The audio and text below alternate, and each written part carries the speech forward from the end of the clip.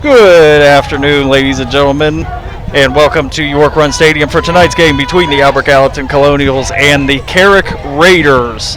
I am Rob Flockovich alongside Tommy Victor. Tommy, we don't have a whole lot of time to talk too much before kickoff here. They're getting ahead of us already, but ready to take on Albert Gallatin's first game as Independent, no longer in the Whippeal, facing a Pittsburgh City school. Been told, especially by you, but whenever we first got here, you think it's going to be a pretty evenly matched game tonight. Yeah, from my understanding, we're going to see a pretty even contest. Carrick is a little low roster numbers, but I haven't counted too many. I haven't counted the actual bodies, but from what we have on paper, we have 25 players, and I think we have 5 that are not dressed for Carrick. That's what I've counted. So. Yeah. So we're getting ready to do kickoff. I don't know what the confusion is. Yeah, everything appears to be okay on the scoreboard. I don't see any issues. Carrick coming back in for a quick huddle on the Carrick sideline. They're getting a quick water break already. Albert Gallatin staying on the field. What a way to kick off the season. This is our second season together. Yep. Third overall. Is this also your third overall, Tommy? I've had a couple guest appearances. Guest appearances. I like that. Second full time, we should say. Okay, I can deal with that. But yeah, I don't know what's going on. Oh, they are waiting for the ambulance from what we've heard, I should say, from what we've heard on the PA system in Pennsylvania. We are not able to begin a sporting event, a contact sporting event, without an ambulance present. This year they have. Well, now we have a little bit of a pregame to talk about. Yeah, a little bit of a break. Thought you could get the jitters out for the first kickoff of the season, but you're gonna have to wait a little longer. Yeah, that's okay. I want to see the Colonials attack on defense. I think that's going to be a big thing. They finished this year strong last year against Connersville. That was a game we called, Robbie. And, I do remember that one. And hopefully, we talked last year about momentum coming into this year, and hopefully we can see this Colonial team a little faster, a little stronger, a little wiser, I definitely think they're going to need the speed tonight, just looking at the players on the field for Carrick's return men. We can get you names in just a few seconds. Well, let's hold off there. Looks like we're actually going to get a kickoff. Oh, it's a very short kick down about the 35-yard line. Carrick's going to fall on the ball. The ball is loose. Does look like Carrick is going to recover. Appears to be 35-yard line where the Raiders Michael Morgan. 10. Ball was recovered. So, as we could tell by the kickoff, Carrick will be first on offense here, so Albert Gallatin will have a chance to showcase that defense that you were just talking about, Tommy. Looks like we're going to have number 4, E.J. Williams, as the quarterback for Carrick.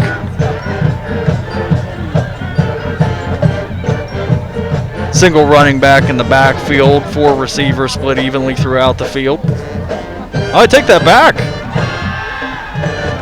We have a direct snap. Is that the running back, Tommy, or the quarterback to the right side of the field? I don't know. It may have been direct snap to the running back. It could have been. I can understand a trick play to start out the game. Oh, no, he's listed as a quarterback. Huh. Well, that's a heck of a number to have for a quarterback. Yeah, so I take that back. Tayron Ross, the quarterback for the Carrick Raiders. Especially with a number 4 in the backfield as well. Yeah, they definitely a little bit of a role reversal if you ask anybody, just judging by the numbers. But I'm all for a little bit of different. Oh yeah. So first play for Carrick took him a little bit down the field. Nice 10-yard gain to get things started. Direct snap ended up being a QB draw to the right side now that we got the confusion out of the way. So it's going to be 1st and 10 for Carrick from the 47-yard line. Got a little more confusion. It looks like we're taking another break for a minute. First game back. It affects everybody. Oh, we got the officials. We all got to work out the kinks. It's no big deal.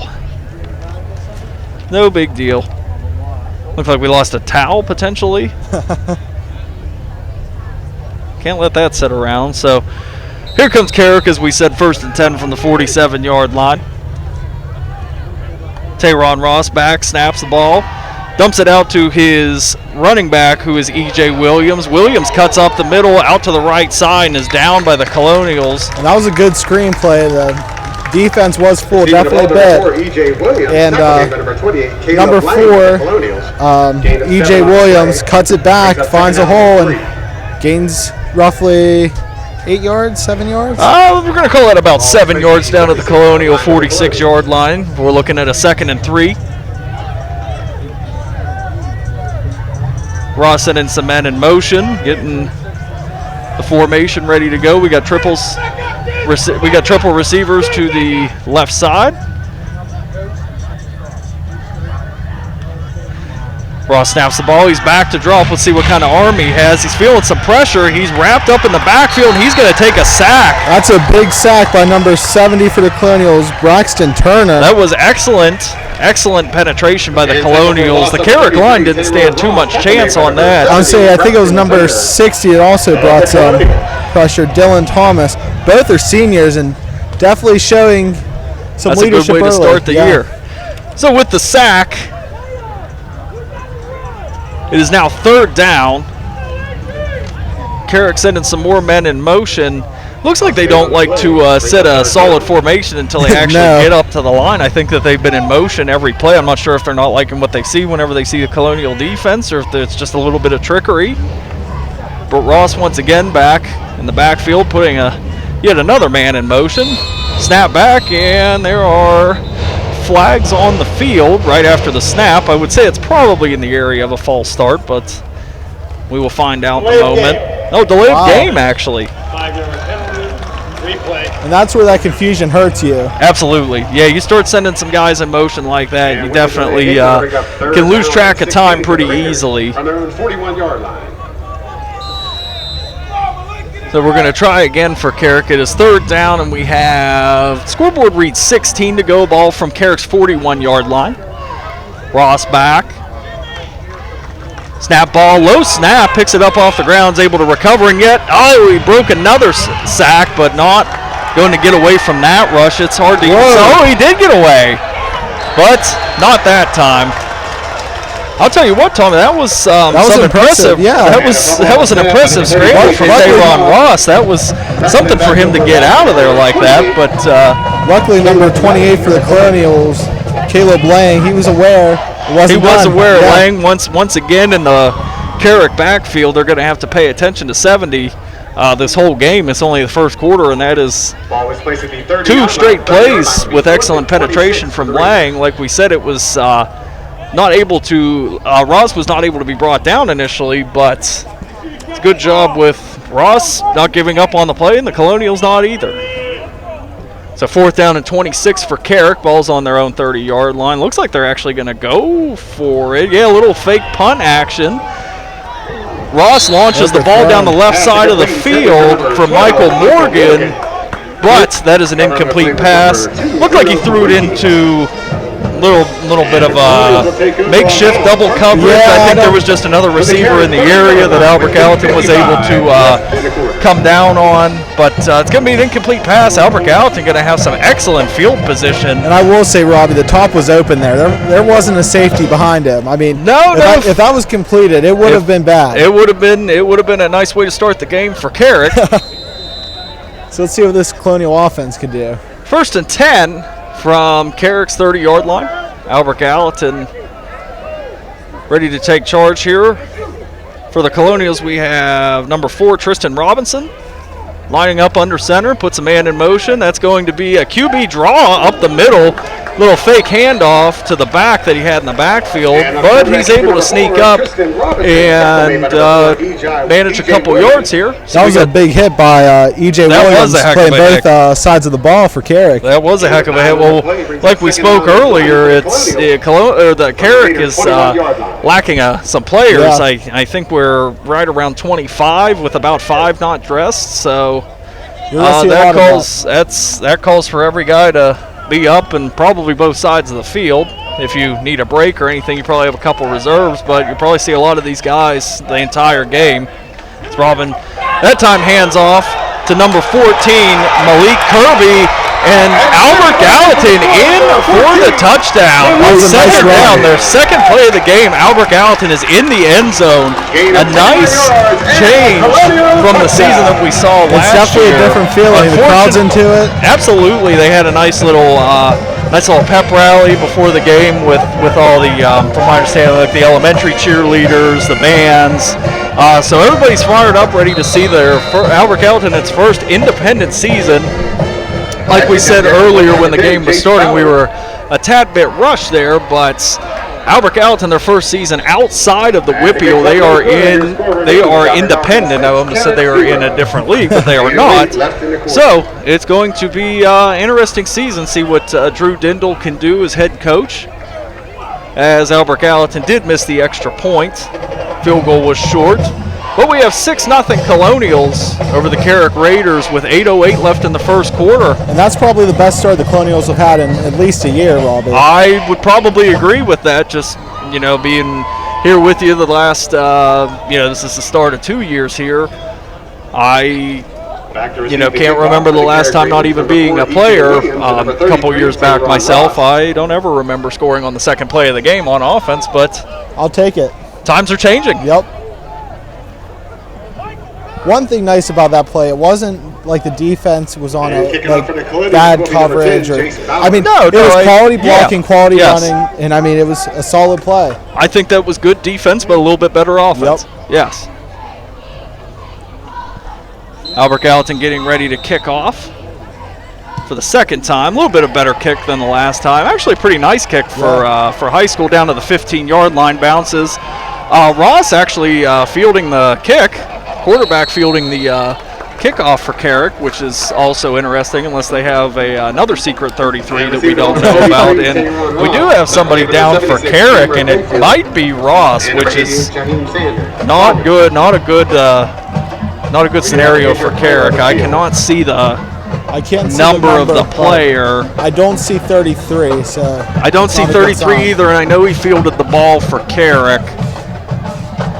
This is not a good scenario for the Raiders, but it's never good to see anybody hurt. But they definitely don't want to let go of Ross on just the second possession of the season. Yeah, especially when you don't have a ton of players on your team, it's hard to find depth in high school football. Absolutely.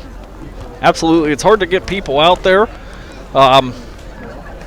especially schools in the Fayette County area. I know they've had their ups and downs, public schools, private schools, whatever it may be, but I do think this year will be a turnaround year. It just seems to be, just looking over at Albert Gallatin's sideline, it seems like they're pretty stacked this year. But we still wait, as who's believed to be... Yep, that's who it is. It's Tayron Ross, is that who it is? Yes. Yeah, we can see the 33 now. We're set up on Carrick's sideline. So he's down on our right side. It was tough to see while he was on his back. Hopefully he can shake that off. I really couldn't see what happened in the collision. I could not see what happened. Albert Gallatin swarmed to the ball. Carrick kind of swarmed to Ross, trying to block as much as they could. But hopefully he's got the wind knocked out of him, or a stinger or something that'll get him back in the game relatively soon. He is walking off under his own power, so that is a good move. He seems to be clenching his nose or some area of his head. Maybe has a too hard of a shot to the head, potentially.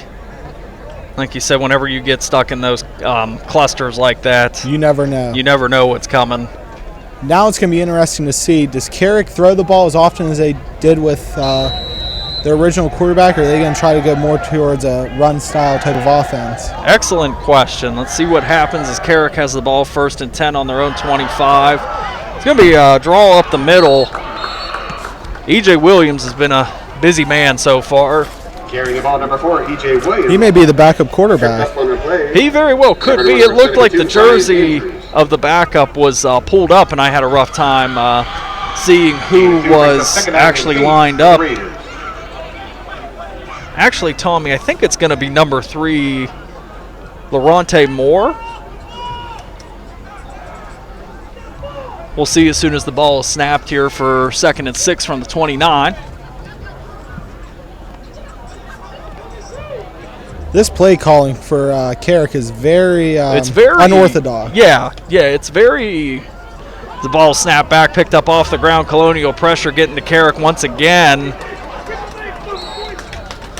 And I'll tell you what, E.J. Williams, he seems to be a workhorse. He made a lot out of nothing there. He made a lot out of nothing. That's a great way to put it.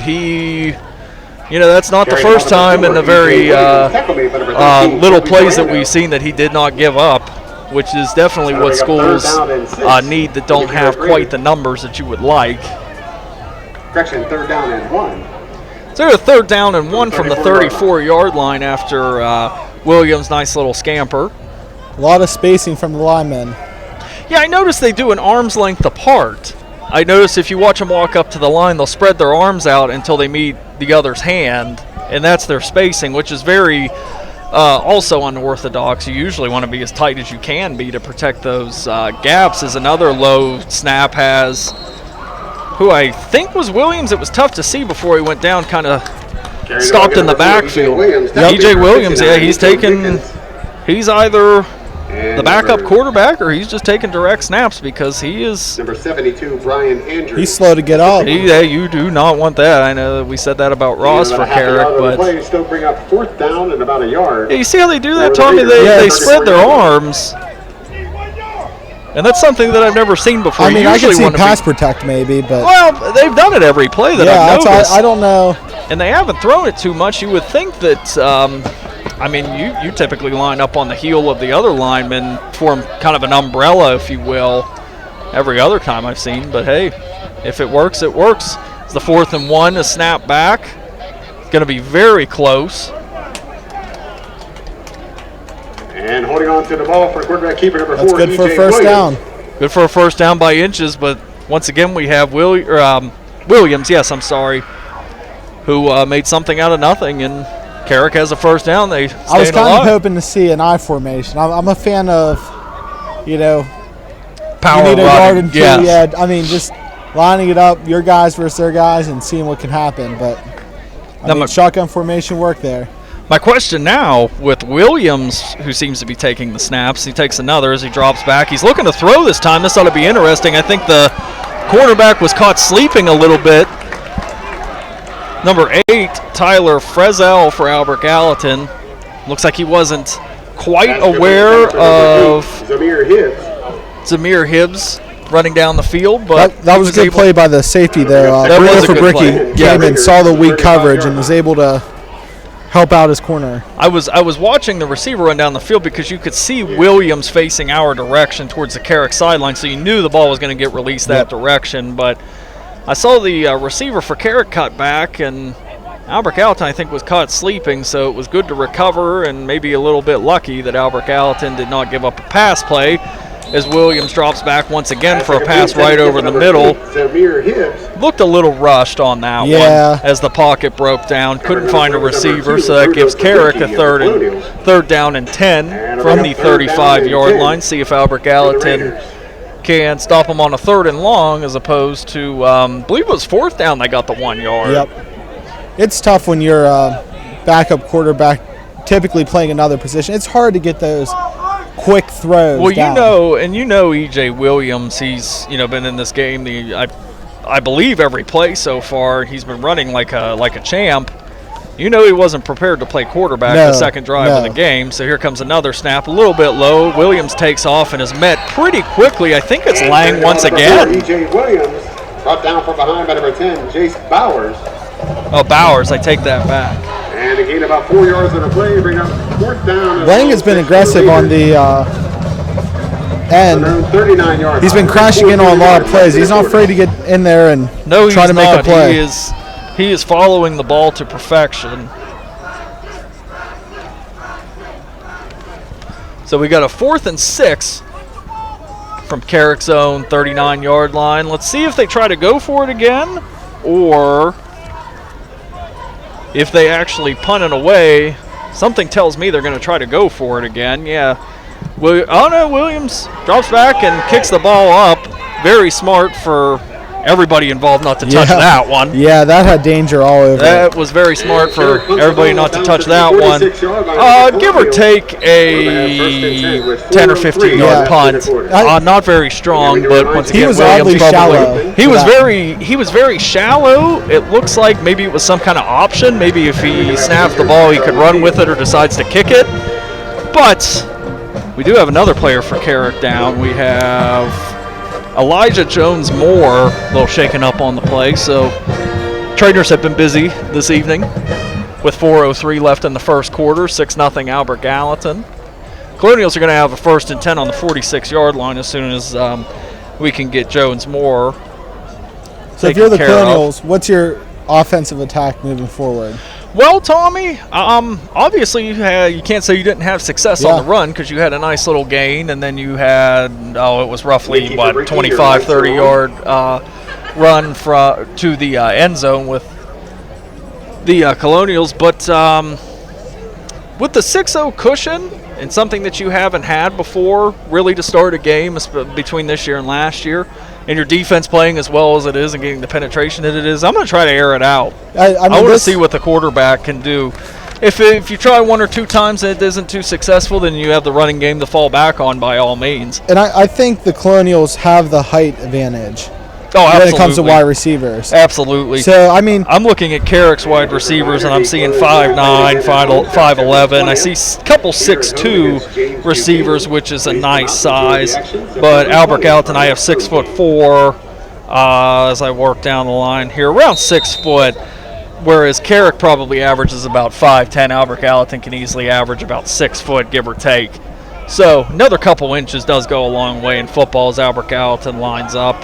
Robinson under center, takes the snap, rolls out to his left, looks down the field. Nice throw. That was very close. Dylan Shea, the intended receiver. He was wide open. That was a good-looking play, just an unfortunate end. Robinson looked like he was well aware of the pressure, handled it well, rolled out when he needed to. Just unable to connect to Dylan Shea down the field. That's a tough rollout, and I mean it was a solid throw for. That was a very out to your opposite side. For what do we have? Robinson here. We have Robinson as a sophomore, 6 foot sophomore. That's not a bad rollout and throw for a sophomore in high school. Just like we said, unfortunate that it was not complete, but that's the reason. You have a couple more downs to play with. That's okay. So 2nd down and 10 from the 46-yard line. Robinson snaps it, run to the right side. Looked like it was up the middle by Malik Kirby, and he's going to run for his 2nd touchdown to the 10-5 end zone. Albert Gallatin scores once again, and I guess like we said, Tommy, to begin this drive, you aired it out once, didn't go so well, so we fell back on the run game, and that gives Albert Gallatin the 54-yard score. And having a 12-point lead definitely helps. Absolutely. It would help anybody. So 54 yards, once again, the 2nd play of the drive. So Albert Gallatin has ran something that we didn't think that we would ever really get the opportunity to say. 4 plays and 2 touchdowns for Albert Gallatin. And I'm kind of surprised they're not doing a 2-point conversion, honestly. I kind of am too. The field goal kick, it wasn't fantastic. He looked like he didn't get all of it as the snap is fumbled for the extra point. It looks like Carrick does recover, though, in high school football. That ball will go to the kickoff. Carrick won't take over from the 10-yard line. They'll probably fare better taking the kickoff anyway. But, yeah, that's that extra kick, and, Albert Gallatin's kind of been infamous over the years for running the 2-point conversions no matter what. So, it was kind of interesting to see, but whenever you have a 12-point lead now to play with, not so bad to get some extra work in during a game. Yeah, I mean, I see pros and cons. I mean, that's a good way to look at it. You want to get your kicker warmed up. I mean, you want to try to build that confidence because it's a long season, and absolutely, if the Colonials keep playing like this, they're going to be in scenarios where they're going to need a kicker. Yeah, they're going to be relevant. It did slip my mind that it is the first game of the season, no doubt. So, getting some experience isn't a bad thing. The 3:46. 3 minutes and 46 seconds left in the first quarter. Albert Gallatin 12, Carrick 0. We have Williams for Carrick back to deep to receive for the Raiders. Now, I actually do see Ross down on the Carrick sideline since we're lined up over here. It's easier to see. He does have a helmet back on, so we might see Ross go back in for the Raiders in this possession. And that would be huge for the Raiders. That would be They were huge. missing a key component of their offense, which was taking the pressure off of E.J. Williams. It would be a huge load off of Williams, which would preserve his legs because he is running outstandingly well for the output that Carrick is getting. However, a 12-point lead in the first quarter is not something hard to come back, or a 12-point deficit, I should say, is not something that's hard to come back from as Carrick fields the ball and fields it to the 20-yard line. I mean, it would be huge if the Colonials could have another defensive series like they've had the past 2 times. Get the ball, try to score, have an 18-point lead. Absolutely. I mean, if you're Carrick, you want to attack, as I do see Ross coming back in, so that's a step in the right direction for the Raiders. But Albert Gallatin, you want to keep pouring on the points. I mean, for these guys that have been around for a couple years, they know what it's like to see another team pour on points, and this looks like an opportunity for them to finally get some payback. So let's see. This defense is due for a turnover. I think they've put a lot of pressure in the backfield. Oh, it's been outstanding pressure as Ross is back not under center, I should say. He's back at quarterback. He's lined up in the shotgun position. One running back to his right. As he drops back, Ross rolls out to his left. He's going to be swallowed up in a cluster and finally brought down. That's another.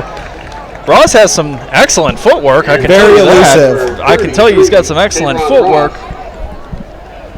Tackle made by number 13, Colby Verano of the Colonials. And that's one thing the Colonials were missing, I think, last year was a solid defensive rush. Oh, absolutely. This rush is not even comparable to what Albert Gallatin has had just in the first couple plays. And it's really something for Albert Gallatin. Ross runs all those yards and ends up. So 2nd and 13. Under pressure once again. Ross does an excellent job of rolling out to his right to evade it. Tommy's broken about 4 tackles already once again. You're not going to see many high school players more elusive than that. He does not have excellent size. He's 5'9", 180 pounds. But boy, can he move around. As we have was a player for Carrick shook up. I think it was Ross once again, but able to get up under his own power with no delay this time. Well, and that's a con when you're elusive, breaking tackles. You're getting hit a lot. You're getting a lot of hits. You're shaking. Sideline warning for Albert Gallatin. This is their first sideline warning. We have a sideline warning for Albert Gallatin, which is the cause for delay this time. Probably a little too excited over on the sideline. Nothing wrong with that. That's why you have warnings. Ross back in the shotgun once again. I gotta say, Tommy, I've noticed Carrick's run pretty much every play, if not every play, from the shotgun position. I haven't seen one under center.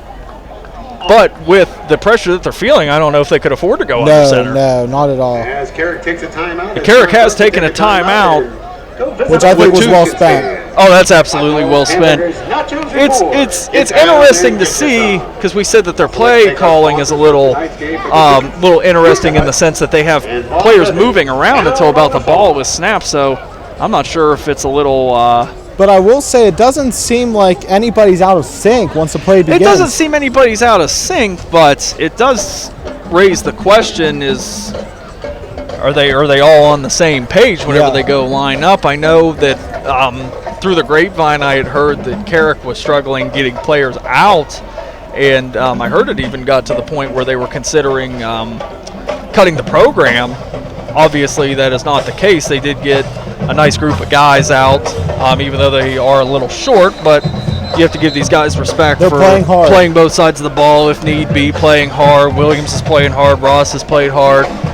But they might not have had a whole lot of practice time or, first game of the season, just getting their head in the game.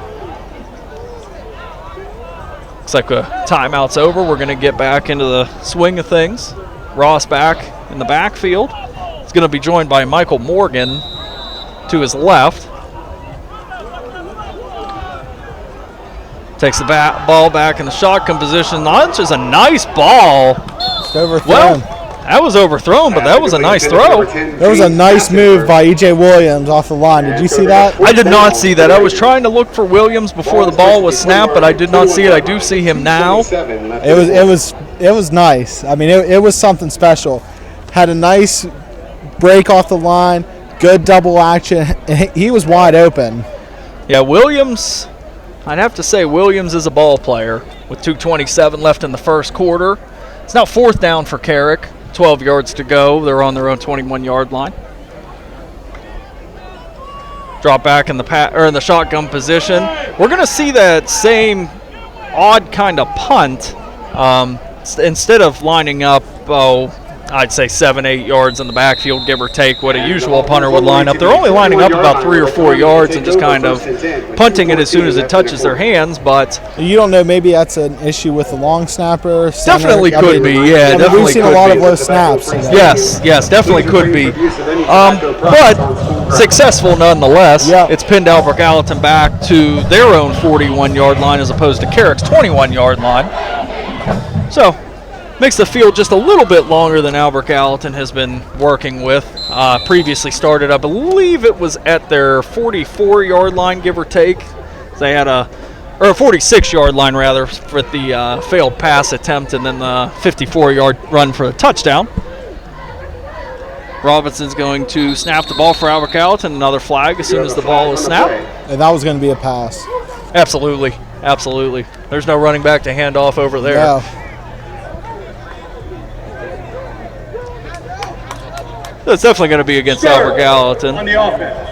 5-yard penalty, replay. And that hurts because there was definitely confusion on the Carrick side of the ball. Absolutely. I do like the addition of the referee microphone. I noticed the referee has a microphone this year at Albert Gallatin. I'm not sure if that's very standard, but it eliminates confusion. It was not standard to here, so that's a nice addition.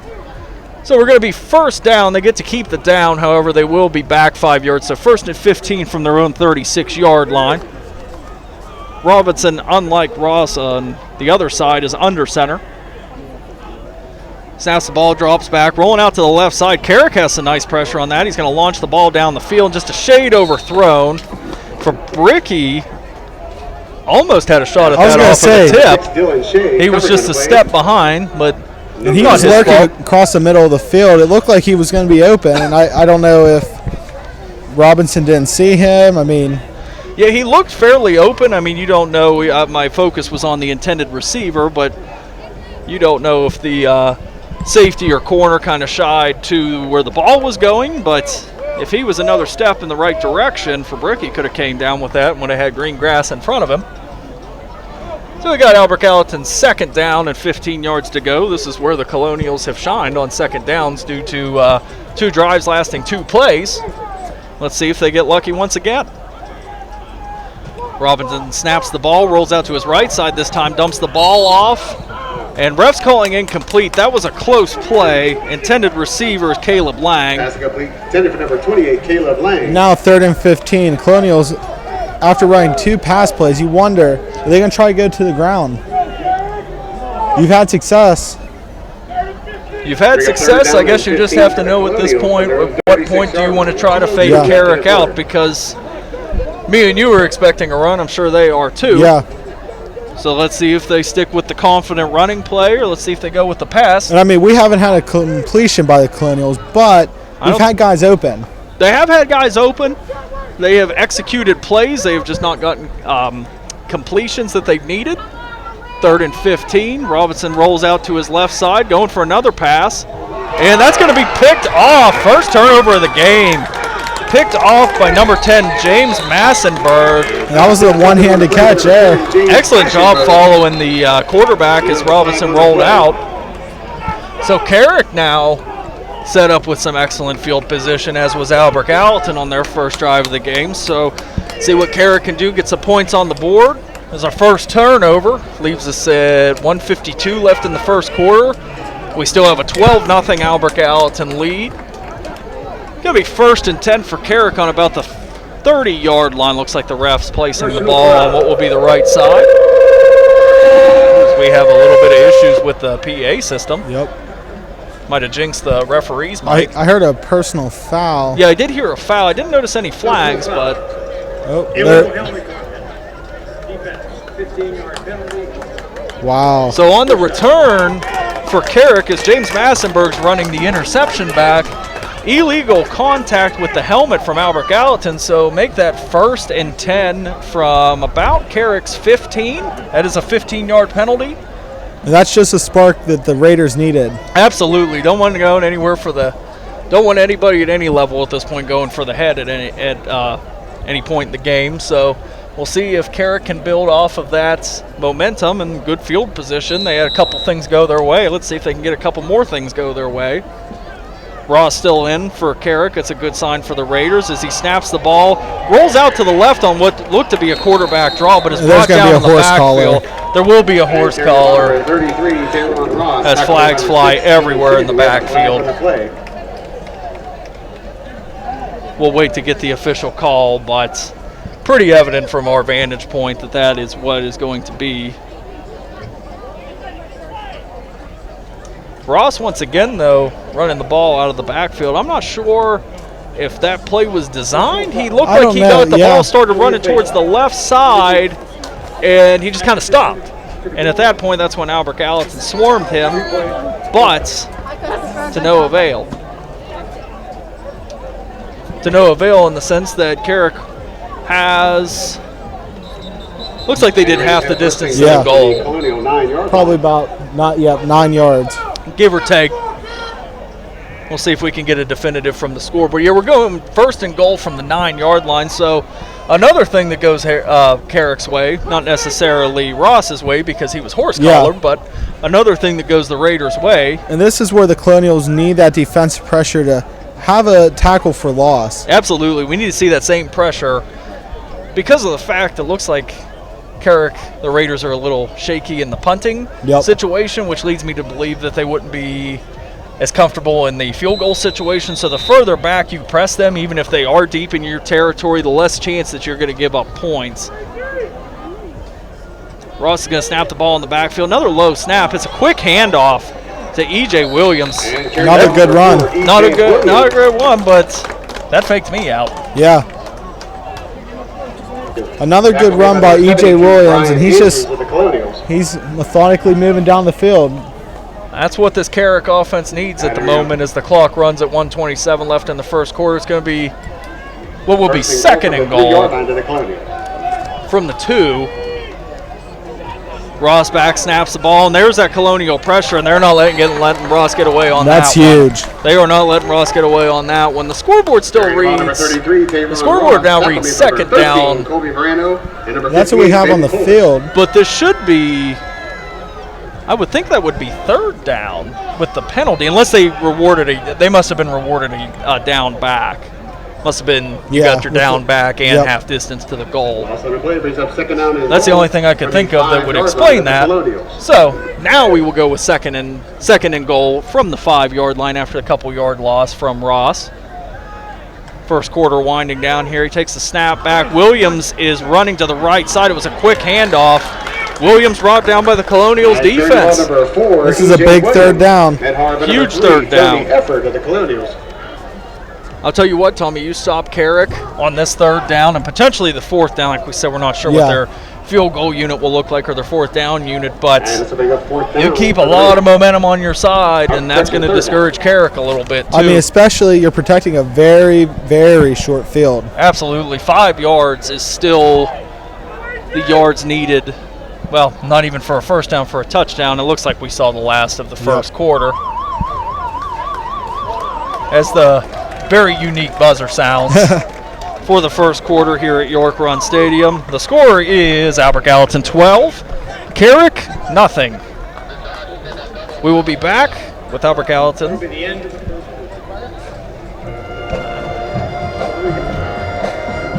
So what's your first take on the first quarter? Well, it was an excellent quarter for Albert Gallatin, to say the least.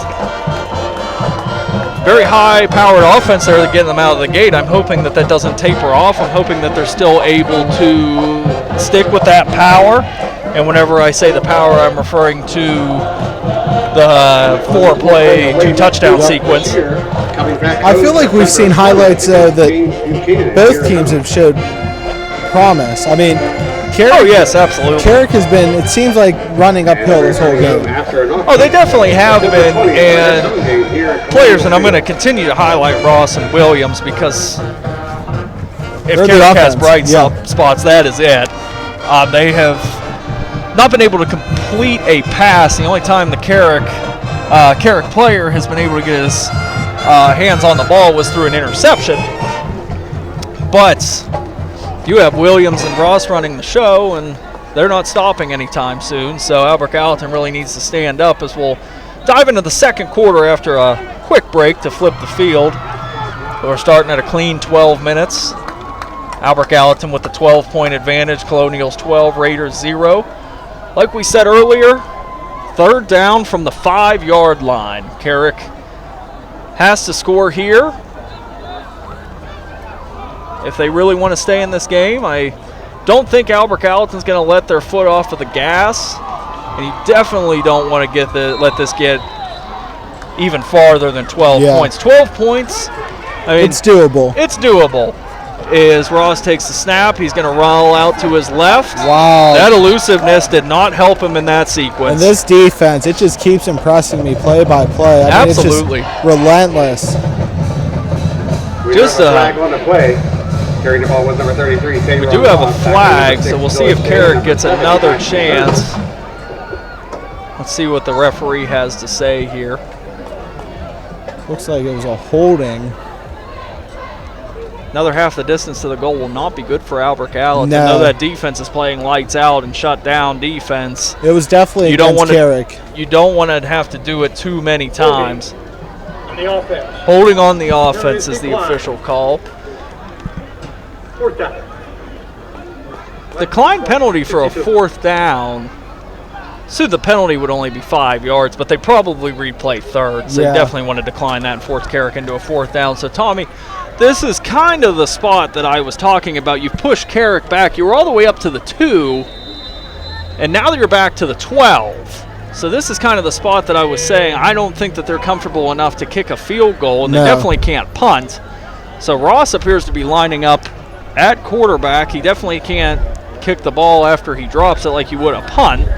Sends a lot of men in motion. He snap is back in the shotgun. He is being swarmed once again by the Colonial defense, and that is a turnover on downs. Now, if Carrick is not comfortable with kicking the field goal, I don't hate that decision because the worst case scenario, if Ross is just going to dump the ball, is it's going to hit the ground and you give Albert Gallatin a real long field to work with. Yeah, I mean, it's understandable. Also, I understand the play call of wanting to pass it because although you've had success on the ground, you have to air it out. That's a long 12 yards. Absolutely, and though Williams and Ross even, whenever he has been rolling out, he's been pretty nice and pretty elusive, but 12 yards down to the goal was a lot to handle. Yep. Especially with this Colonial defense. Absolutely, as the Colonials take over from the same 12-yard line, 1st and 10. Robinson snaps is back. Looks like a quick handoff. Maybe a yard or two at the most. Definitely didn't go too far before Carrick had a nice defensive stop of their own. Carrying the ball number 14. Going to be down to 2nd and 7 from the 15-yard line.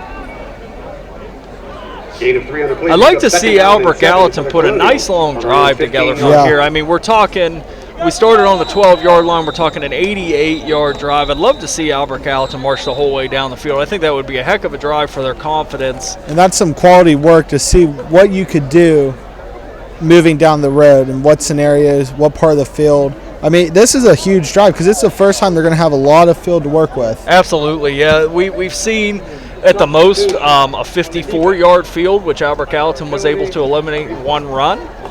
It would be nice to eliminate what is now an 85-yard field. Bring up 2nd down and 2 for the Colonials. I take that back. That was a really good spot. 2nd down and 2 now with the penalty. Not quite sure what the penalty was, but Albert Gallatin's benefit, Carrick's loss. 2nd and 2. Robinson under center, snaps the ball. He's going to hand off to his left, and once again is swarmed by the Carrick defense. That's an excellent stop for Carrick. They're definitely coming alive here. Carrying the ball number 14, Malik Kirby. Tackle made by number 55, Chris Malicki. Malik Kirby been busy for Albert Gallatin, but not quite the production that he saw the first couple plays of the game. Third down and 2 for the Colonials from their 20-yard line. So 3rd down and 2 from the 20-yard line. I would say Albert Gallatin's definitely going to want this one. I'd like to see them score at least one more time before the half. Robinson sets a man in motion. Oh, it's a nice toss. As we cut to the right, but an even better tackle. Yeah. E.J. Williams all over the field. And that was a one-on-one empty field. I mean, it was a good open field tackle. Now, Fabricki didn't really get moving too quick. No. He kind of caught that toss, which is hard enough in itself to do, and you gotta have some. You gotta be a little quicker than that, especially with Williams trailing you down. 4th and 1. Albert Gallatin going for it on 4th and 1 from their own 21-yard line, and they draw. They Somebody's offsides. Let's see who it is. That's a smart play. Looks like 74 is going to be the guilty party here.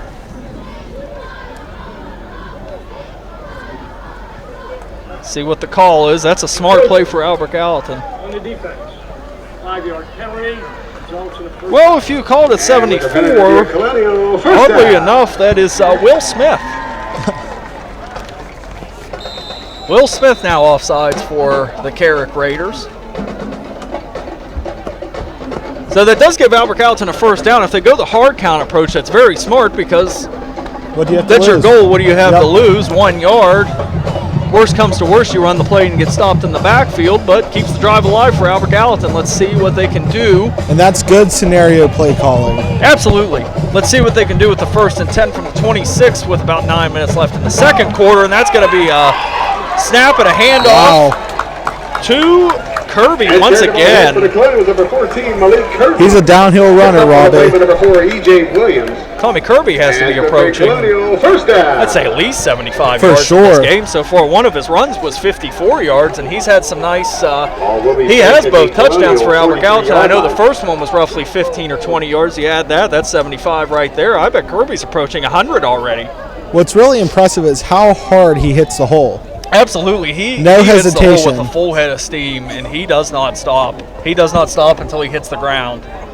Robinson under center. Robinson very low under center there, almost as if he was sitting on the ground as he drops back to throw a pass. Wow. Well overthrown, unfortunately, by at least 3 yards. And that's another wide open receiver, though. Another wide open receiver. If Fabricki can track that down, or if Robinson can scale back on the power a little bit, that's an easy Colonial touchdown. But benefit is it was only 1st down. So now we have a 2nd and 10 from the 43-yard line. That running game, not quite as powerful just because we've been spoiled now with 50-plus yard touchdown runs, but it's still a solid game. It's still getting the job done for the most part. Let's see what Robinson. Have you ever seen a quarterback get that low under center? That's Robinson, another handoff. Going to be to Malik Kirby once again, but he is swallowed up. Carrick doing a very good job whenever they can, kind of collapse on the runner and hit all the gaps. They do a very good job at swarming the ball. The only time that I haven't really seen them swarm the ball is whenever Kirby is already down the field. But those couple runs up the middle, and even the run that they had given up that it was 14 or so yards, they're doing a very good job hitting the gaps, swarming the ball. And you have to. I mean, you're talking a power runner who is 6 foot, 205 pounds. Wow. Yeah. That is some nice size for high school. I was unaware of that. So let's see what Albert Gallatin has to do on 3rd down. Looks like a little missed encroachment. Now we have the whistles blow. Wow. Probably going to be called on Albert Gallatin just by the reaction of Carrick. Delay of game. And that's one thing you can't afford on 3rd down. You can't afford to basically give away 5 yards. Not with more than half the field in front of you. Now, Albert Gallatin is charged with a delay of game, which will make it 3rd and 10. Carrick's head coach, who at least who I would assume is their head coach, looks like he's been in on most of the plays. He didn't look very happy on that last call. Very vocal. I think he was thinking a false start, I'm thinking. Yeah, I saw some men in yellow move around. I didn't happen to see Albert Gallatin, but I was looking down at my rosters.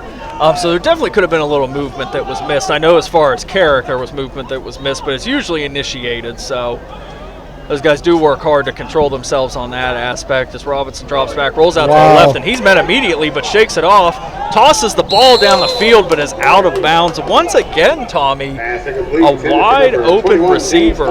And that was just a missed block. I couldn't tell. If I had to guess, I'd say it was a left tackle.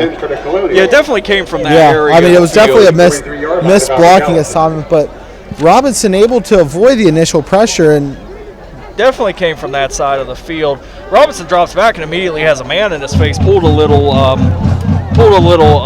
Tayron Ross action and avoided the hit, but lets the ball out of his hand and has a receiver right on the sideline, but could not connect once again. I don't think Robinson's completed a single pass the entire game.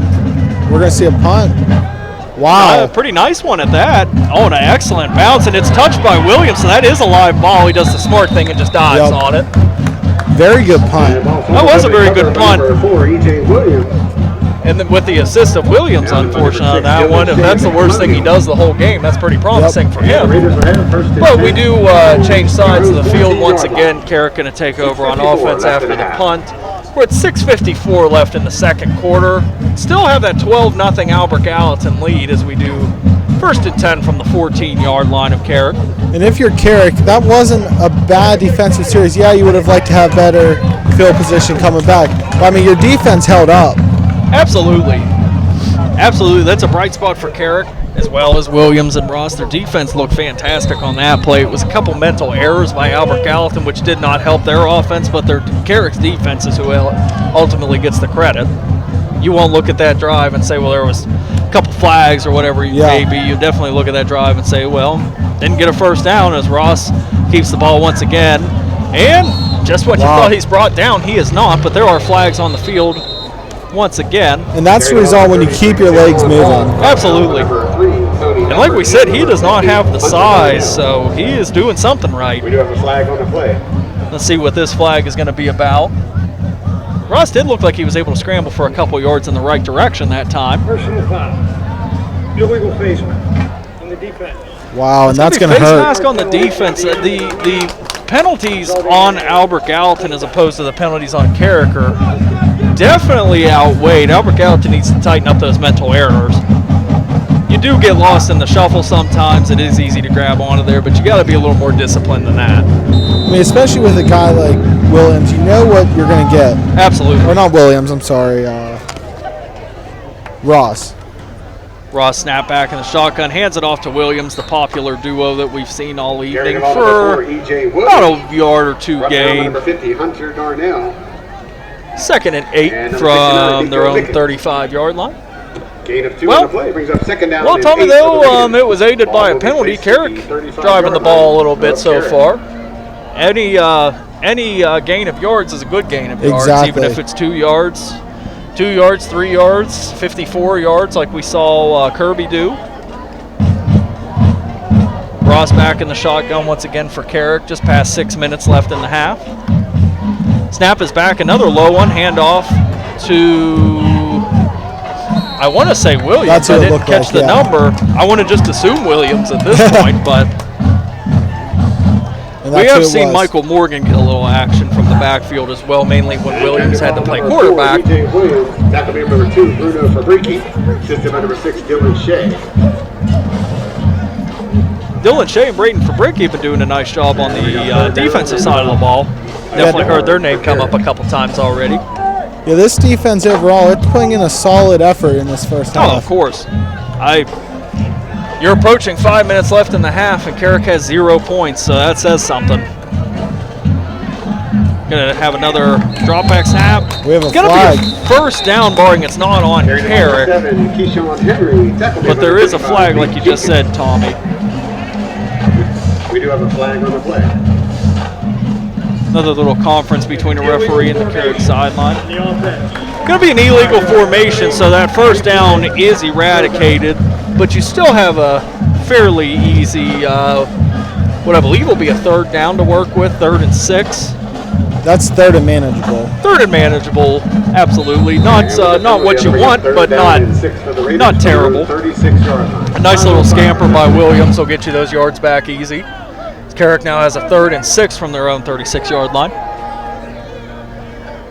See what we could do here.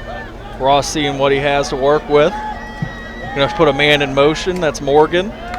Snapping the ball back from the shotgun, rolls out to his right. Like we said, there's a nice little run and just one massive block by Carrick. I was totally taken off by that block. I'm not sure who it was, but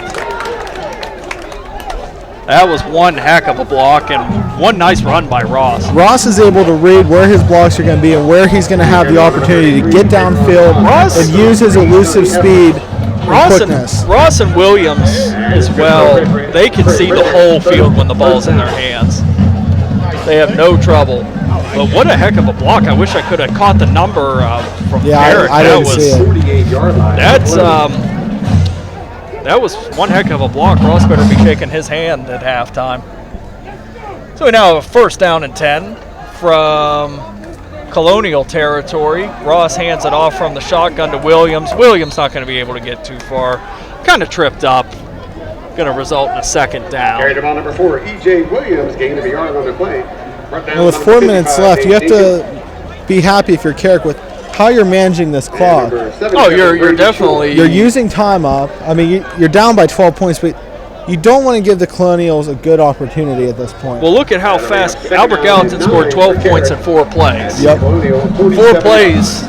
Carrick's run 4 plays already. Not that that's an issue with their drive by any means, but that's how quick you can close that deficit. As Ross passes to the left side, Williams is all the way back to the right side. Wow, you want to talk about making a big recovery. Absolutely. All that running and all those missed tackles for no gain, Tommy. I mean, but that had 6 yards to the bad easily. Oh, absolutely. Yeah, he's an impressive runner. Looks like they're going to give him a quick blow here as the head coach wants to have a word with him. And rightfully so. I mean, definitely going to earned that break. Absolutely. It's definitely going to have to be some words of encouragement. Get anything negative at this point. So we approach 3 minutes left in the first quarter. And like you said, Tommy, I believe Carrick took over with the ball with around 7 minutes in the quarter. So not only are you driving as well as you can on 3rd 10 from the 48, well, make that 4th and 12 from the 50 whenever we come back. You have to wonder, what's the decision here? Do you punt? I mean, it's tough to say, but you also took 5 minutes of plays that Albert Gallatin could be running and keeping that deficit at only 12 points. Yeah. Timeout. Defense. And they're going to want to think this one over. Absolutely. It's a good thing we call a timeout because we have Mr. Hutchinson walking around down on the field, the principal of Albert Gallatin. 12 for the Raiders. He can do that kind of stuff. It's fine. 2:40 left in the half. So we have 2:40 left in the half. That was a Colonial timeout. That's kind of surprising. That is kind of surprising. I would have definitely thought it was Carrick. We have 2:40 left in the half. We have a 12-0 Albert Gallatin lead. It's 4th down and 12 for Carrick from the 50-yard line, so no real advantage.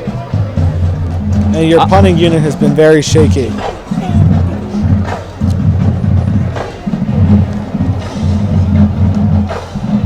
It's going to be interesting to see. It's even more interesting that Albert Gallatin calls that timeout and gives Carrick some time to talk things over because I don't think Carrick had a play in mind. I don't really think so either. I've been kind of getting that gist for the most part that I think Ross is kind of going out there and seeing what he's comfortable with. But you give Carrick some time to talk it over. Now, we have seen him punt. We have seen him go for it. Neither of which to any avail. 12 yards is a long way to go when you're at the 50-yard line. I mean, you're talking about giving up field position that the Colonials could easily capitalize on. Absolutely. Like we said, it's been all about quick strikes for the Colonial touchdowns that we have on the board. It hasn't been about drives, so they could easily get another score in 2 minutes and 40 seconds, but Carrick could just as easily get the ball back. So see what they're going to do here. We have Ross back in the shotgun, which is the theme of the evening. Timeout. We now have a timeout. Carrick. There was a lot of confusion on that play. Absolutely. Yeah, there was a lot of... it looked like a max punt, and then... There was a lot of shakiness. It transformed into, it looked like we're going to go for it. So I don't know. I don't know what the logic was. A lot of shakiness. It looks like the head coach from Carrick is getting some insight from Zach Peterson, who was lined up on the far left side. So it leads you to believe maybe they were looking to dump the ball deep to a receiver, but... Which wouldn't be a bad idea. Not at all. Not at all. What do you have to lose? 4th and 12, you do have no points on your side of the scoreboard, but at the same time, it's early. Yeah, it looks like we're going to have an injured Carrick player, number 66, getting some medical attention on the sideline right now. See if we can finally get this 4th down moving here. Looks like the players from both sides line back up on the 50-yard line, 4th and 12. Now here's a thing to look at, Tommy. Nobody back for Albert Gallatin to receive a punt. Well, Fabrici kind of steps back as the Ross snaps the ball, and it is a pass on 4th down. Williams does catch it, but he was out of bounds. Good coverage by the Colonials. Williams looks like he might be disagreeing a little bit, but from our vantage point, it looked like he had about 2 steps on the sideline, so I'm going to have to agree with the referees, something I don't love to do all the time, but going to have to. Regardless, it was a good effort. Good effort, and you know what? That takes the kind of the jitters off. Now you completed a pass. Now it wasn't completed in terms of it's good for a catch, but you got the ball in his hands. It wasn't a throwaway. You know what it feels like. Dump off. You know what the right kind of velocity feels like. That takes you into a better mindset for future quarters here as Albert Gallatin lines up on the 50-yard line, 1st and 10 with 2:32 left in the second quarter. Robinson dumps it off, and it's going to be a major run for Antonio Efford, and he is at the 2015 10-5. Wow. That is a Colonial score in about 5 seconds. And that's some good speed. That was excellent speed from Antonio Efford. We finally have somebody other than Kirby touch the ball. We do have a player down in the end zone for Albert Gallatin. Might be a cramp. He's jogging off very lightly on that. Looks like he's favoring his left leg. I'm going to say that was a cramp, though. I can't imagine. Hopefully, at the worst, it's a pulled muscle, but I believe that was Efford. And he was untouched going in the end zone. He's getting stretched out on the sideline, so that's pretty telltale sign of a cramp. That's easy to do on a warm evening. You're drinking a lot of water. Bobbled snap. Robinson going to toss the ball back to the kicker that was lined up. I don't hate the quick decision by Robinson, but that's going nowhere. That will go nowhere as we are at 2:22 left in the second quarter. We now have an 18-point Albert Gallatin lead. The score is Colonials 18 and the Raiders 0. Now, like we said, that did happen where Albert Gallatin was tripped up on an extra point. That will go right to a kickoff. That's not a turnover on downs or anything like that. So we will await Albert Gallatin's kicking team as we have Carrick's return team on the field. They're still getting to their respective places. Well, Tommy, I don't think the game is over until it's over. I'm a firm believer in that, but Carrick is letting this one slip away a little bit. Yeah, I mean, it's a lot of... And what's a shame is 80% of this game has been solid by Carrick, but it's a 20% that is just eating away at them. I don't think that Carrick is having a bad game at all. I think they're having a good game when it comes down to it. I just think Albert Gallatin's having a better game. I think Carrick's defense has been there, though they've given up points. I think their offense is definitely in the works as Albert Gallatin kicks it off. And we have Williams field it. He's all the way out to the right side after fielding it on the left hash marks. Nice little return for Williams. Nice return for Williams. That was the elusiveness to a T. He was E.J. Williams forced out of bounds. Forced out of bounds. As, I just heard the PA announcer say Cameron Mayfield. nobody was touching him. No. Nobody was touching him. Hopefully they would have at some point, but that was just the sheer pressure pushing him out of bounds. That wasn't any kind of Albert Gallatin player wrapping him up. He was the man in charge and the man with the ball, and that's a good scenario for Carrick. And you wonder if you're Carrick, do you change up your play call? You have about 2 minutes left. You have probably 62 yards to go. Do you try doing something to try to get more chunks of yards? If I'm Carrick, personally, with 2 minutes and 13 seconds left until halftime, there's 18 points for Albert Gallatin, 0 points for yourself as we have a flag on the play. I'm going to try to start airing this ball out. Yeah, I mean, it wouldn't hurt. As we have a penalty on the Albert Gallatin defense. And if there's one Achilles heel for this Albert Gallatin team so far, it's been the flags. Yep, it has absolutely been the flags. It is early. It is early. Just the first half of the first game. Yeah. Plenty of time to tighten that up. But it's going to be interesting to see how many penalty yards they've given up this half. Oh, I'd love to see that. I'm not sure if we have. I don't believe we have any kind of access to the stats. We do what we can at the high school level. Yep. But yeah, definitely. I'd say at least 50 yards of penalties. Carrick going to snap the ball on a 1st and 5. Ross back in the shotgun, kind of scampers to his right, tries to hug the middle of the field. Looks like he was trying to follow a blocker by holding on to his back a little bit, but 33, only going to be a couple yards. Behind by number 69, Nico Mickens. But when you're starting at the when you're starting with a 1st and 5, you can afford just a couple yards. Yep. And we have an Albert Gallatin player shaken up. Tommy, we've had a lot of injuries here. I was going to say, now, hopefully it's a cramp. Yeah, and the first game, practice. You can strategize, you can get game ready in practice, but it does not simulate a full game experience. No. And a nice evening like this, it's warm, it's getting kind of cooler, your body's used to the heat while you're warming up, and you start playing, it gets cooler all of a sudden. Yeah, it's textbook for some cramps. We saw Ross go down very early in the game. He's back. We saw effort for Albert Gallatin go down a few minutes ago after the long touchdown run. I don't see him where he was being evaluated, which leads me to believe he's up and moving around. A lot of these players are coming back into the game. And I can't see which Colonial is down at the moment. I couldn't really tell myself.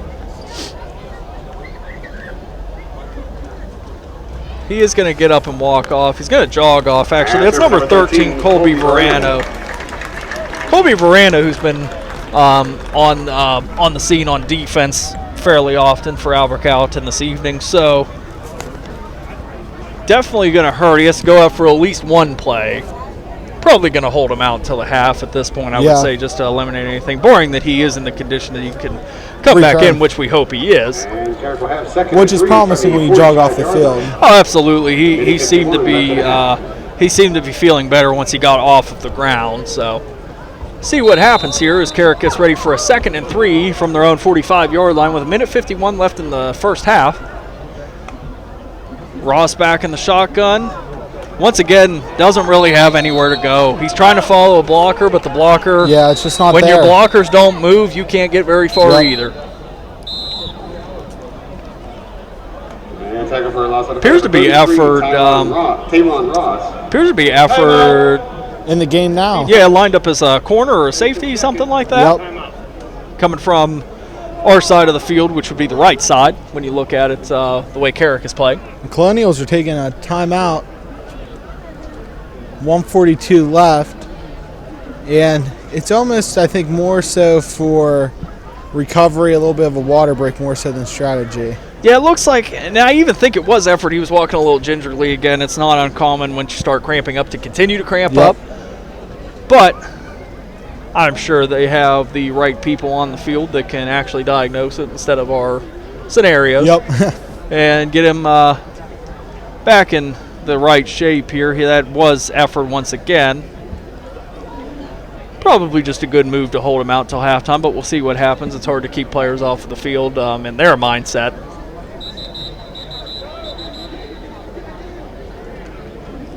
Let's see what Carrick dials up.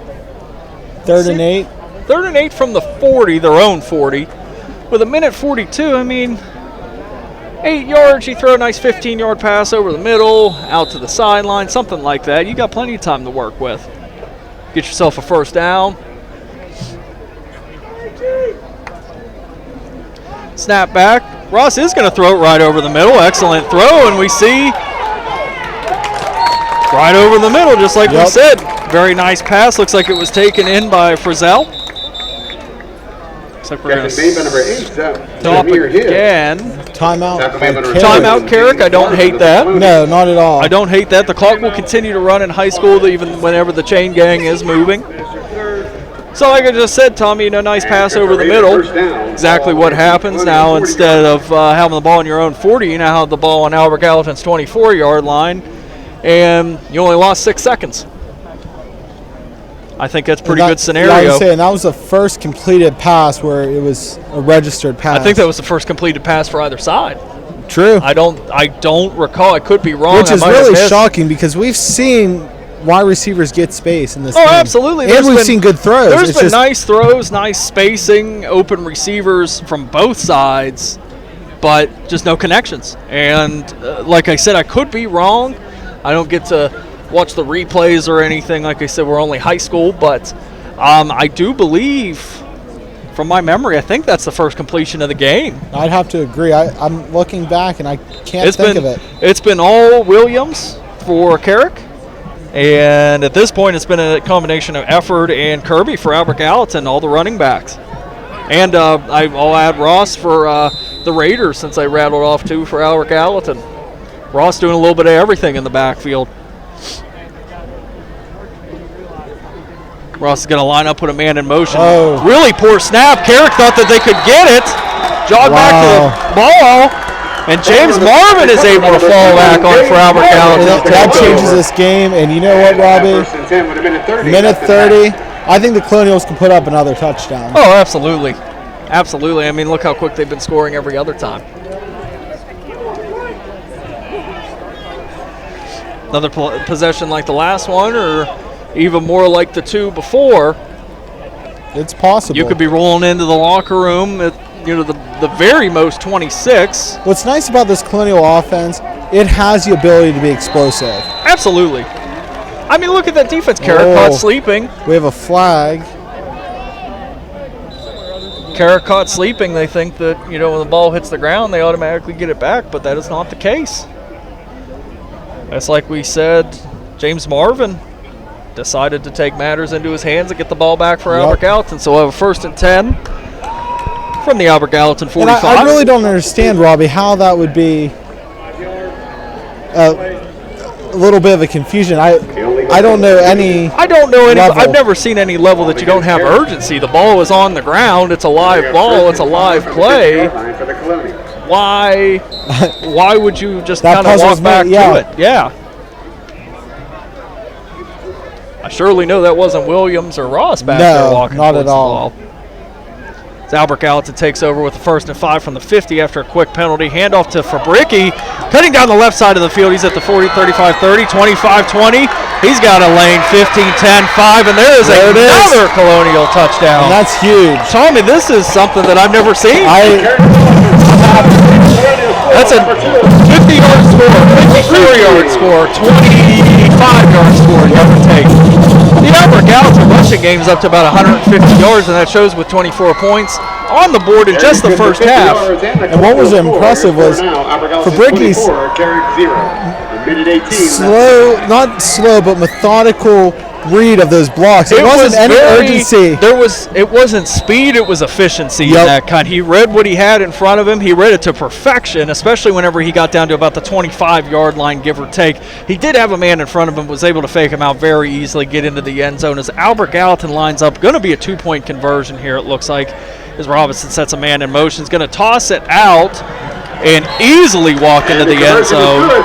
That's for Bricky once again. So, like I said, on that long run, it looked like it was in slow motion. It just looked like... Oh, I noticed the same thing as it was happening. I tried to keep my head in the game in the sense of calling what's happening, but at the same time, he I don't even know if he was running 50%. He just read everything correctly.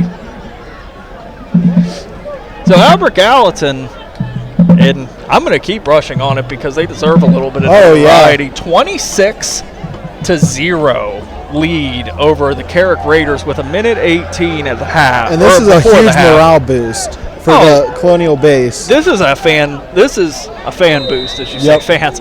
This is a morale boost for this season, for the next game. That's a boost. You know, if you can keep it up this season, that's a boost for 2-3 years down the line. As we said, times have changed. Albert Gallatin not in the WPIAL. And what I think is key is that you're not playing a bad team. No, not at all. Carrick's hanging in there. It's just you're playing better than them. I think Carrick is playing very good football in all aspects. I think Albert Gallatin is playing great football in all aspects. As Albert Gallatin kicks it off, Carrick fields the ball, touches it once again. It's going to roll back another 5 yards, and that return man is wrapped up. I don't know what he was. Williams? I'm not sure who was the return man for 8, Carrick. I believe. Defensive ball on the kickoff, number 8, Zamir Hibbs. Yeah, Hibbs is on the return. And tell me another kind of shot in the foot that I've noticed from Carrick. They're fielding a lot of these either kick returns, punt returns, whatever it's been, mainly kick returns just because Albert Gallatin has had to kick off. But they'll stick a hand out, touch the ball, and let it roll. They can't do that. I mean, the only smart one that I saw was whenever it was about at midfield. I believe it was a punt, and it kind of popped straight up in the air, and everybody walked away from it. That's okay with me. And that was I think that was his first punt of the game. Yeah, I don't remember exactly, but that's the only time I've really agreed with that. As Ross snaps the ball back, going to keep it himself, rolls out to the right side. Another excellent block for Ross as he turns a nice little gain up the right side to about the 38-yard line. We'll see where he's spotted with 1:03. And that was a young man running with purpose. Oh, of course. Carrying the ball, number 33. Yeah, not only is Ross 5'9" and 180 pounds running all over the field wherever he pleases, he's only a sophomore as well. Wow. Well, I take that back. I looked at the grade above. E.J. Williams, however, is a senior having a heck of an evening. So Carrick really needs to embrace those two guys in the backfield as Ross drops back, kind of rolls to his right side, throws the ball down the sideline, but that's going to be well out of bounds. Tough to control whenever you're being rushed. The Colonial defense, that pass rush that we haven't really seen up until that fumble recovery by Albert Gallatin's defense kind of ignited them a little bit. Starting to come back a little bit. And I think it's safe to say that although there's been a lot of pressure, the secondary has held its own in making sure that there's not an easy dump off. Oh, absolutely. I mean, what pass rush influences is the dump off. And as Ross keeps it to the right side with another good run, pointing out where he needs his blockers, has a nice run down to the opposing 36-yard line. A little extracurricular activity. We don't want to see that. That's uncalled for on either side. Luckily, it was broken up quickly. And I'm wondering, was there a timeout? It doesn't appear. I see the coaches on Carrick's sideline calling plays. He's trying to direct guys to the right spots as Ross drops back. He's going to throw the ball. Now he's going to keep it, which is probably a smart move as the Albert Gallatin defense meets him in the middle of the field, but he is still up on his feet. Referee's going to blow the whistle dead. Maybe it does stop for first down. There could be maybe a time restriction, maybe under a certain amount of minutes, something like that. As that scramble by Ross, I don't even think Carrick realizes how much time is on the clock. And that's upsetting. That is upsetting because they had two excellent runs. They had two excellent runs, fantastic runs both by Ross, whether they scrambled, whatever they did to get those runs, and he was trying to get that first down. He was absolutely trying to get that he was running like a workhorse to get that first down, but just a lack of urgency. I don't even think that they realized how much time was on the clock, which is upsetting for them, but plenty of time to see what they can do in the second half. So our score at the half, Albert Gallatin 26, the Carrick Raiders 0.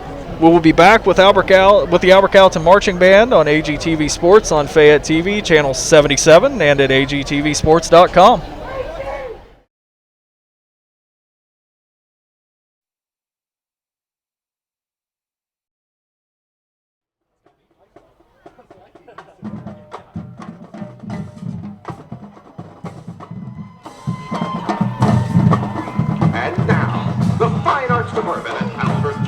School is proud to present the Colonial Marching Band. The band is under the direction of Mr. C.J. Durso, assisted by Mr. Chaz Gibson, auxiliary coordinator, Mrs. Amber Hildock, and percussion instructor, Ms. Elizabeth Rockwell.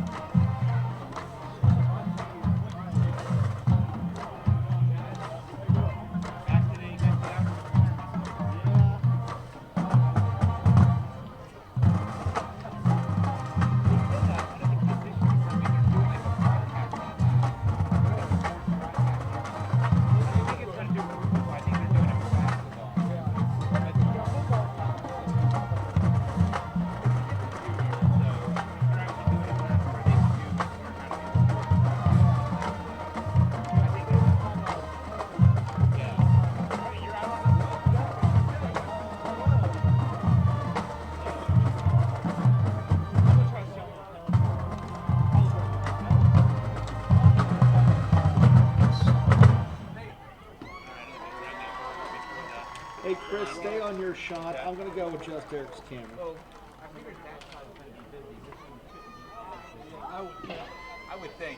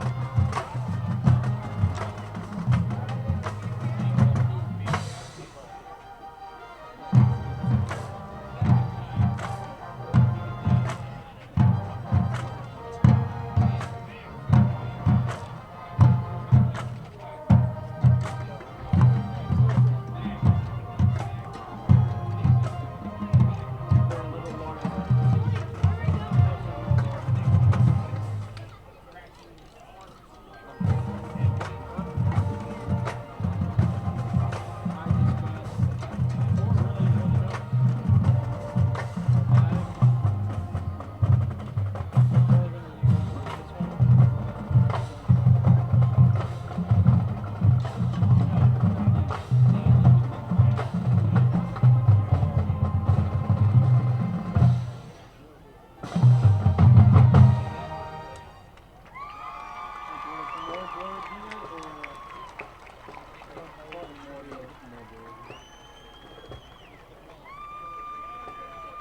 hope you enjoyed this year's show entitled The 2020 Experience, a selection of some of the biggest hits by artist Justin Timberlake. We opened with Suit and Tie, the first single on Timberlake's third album, followed by the ever-popular Cry Me a River, which featured a euphonium and flute duet by drum majors Nathaniel Gibson and Taylor Tubbs. Finally, you heard the Grammy-nominated hit Mirrors. Once again, ladies and gentlemen, your Albert Gallatin High School Colonial Marching Band.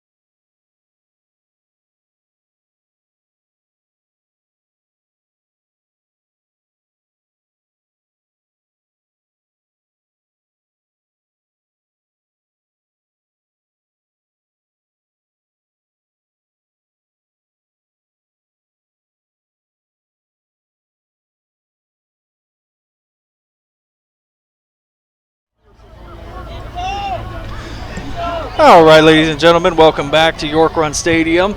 Like we covered earlier in the first half, we have the Albert Gallatin Colonials and the Carrick Raiders. I'm Rob Flockovich, still alongside Tommy Victor. Tommy, not something that's I don't think anybody was really expecting. A lot of what people were hoping for, by all means. Albert Gallatin getting ready to start the second half with a 26-point advantage. This is coming from the team, and like I said, I'm not talking bad on them. I think this is fantastic. I can't really even put it into words, but a team that hasn't won a game since 2017 is currently up 26 points on the visiting Raiders from Carrick as we're 10 seconds from the third half. They're doing so convincingly. I mean, it's not a fluke. It's not a fluke. They absolutely deserve what is being put on right now. And I know in the first half, as we get prepared for the second half, a little bit of warm-ups for the teams. They were kind of late coming back out, so they might get granted. Yeah, I see the extra 3 minutes go up on the time clock. Tried to pause to hear what the PA announcer was saying, but it might that might have been the fluke, if anything. But, Tommy, you gathered some stats. I know that we were trying to ballpark some things as the game was going on, but if you want to go ahead and elaborate on what you found. Okay, so this is per the official scorekeeper, Alex Arnold. Carrick Raiders, 74 yards rushing, 33 yards passing, 25 yards in penalties. We go to the Colonials. 25 yards of penalties, not terrible. No, for first game, high school. No, absolutely. Then we go to Albert Gallatin, rushing a whopping 210 yards in one half, which is highlight impressive. In one half. Yep. And then 0 yards passing, which, as we were stating during the first half, just a lot of opportunities, just not in sync. First game. Not in sync is a good way to put it. Just seeing the lack, the good separation, the good throws, just not connecting. That's, I was not surprised whenever I saw that it was at 0 even. Yeah. If you would have told me that in the first or second quarter, I could have probably predicted that. But something to work on. The big thing, and this is a stat that the Colonials definitely do not want to hear, 55 yards in penalties. That is the killer that we were thinking about. 25 yards in penalties for any team. 25 yards isn't so bad. 25 yards is fairly manageable. I don't think that at any level, high school, college, NFL, I think 25 yards you can deal with pretty easy. I think you'll be able to sleep pretty decent at night.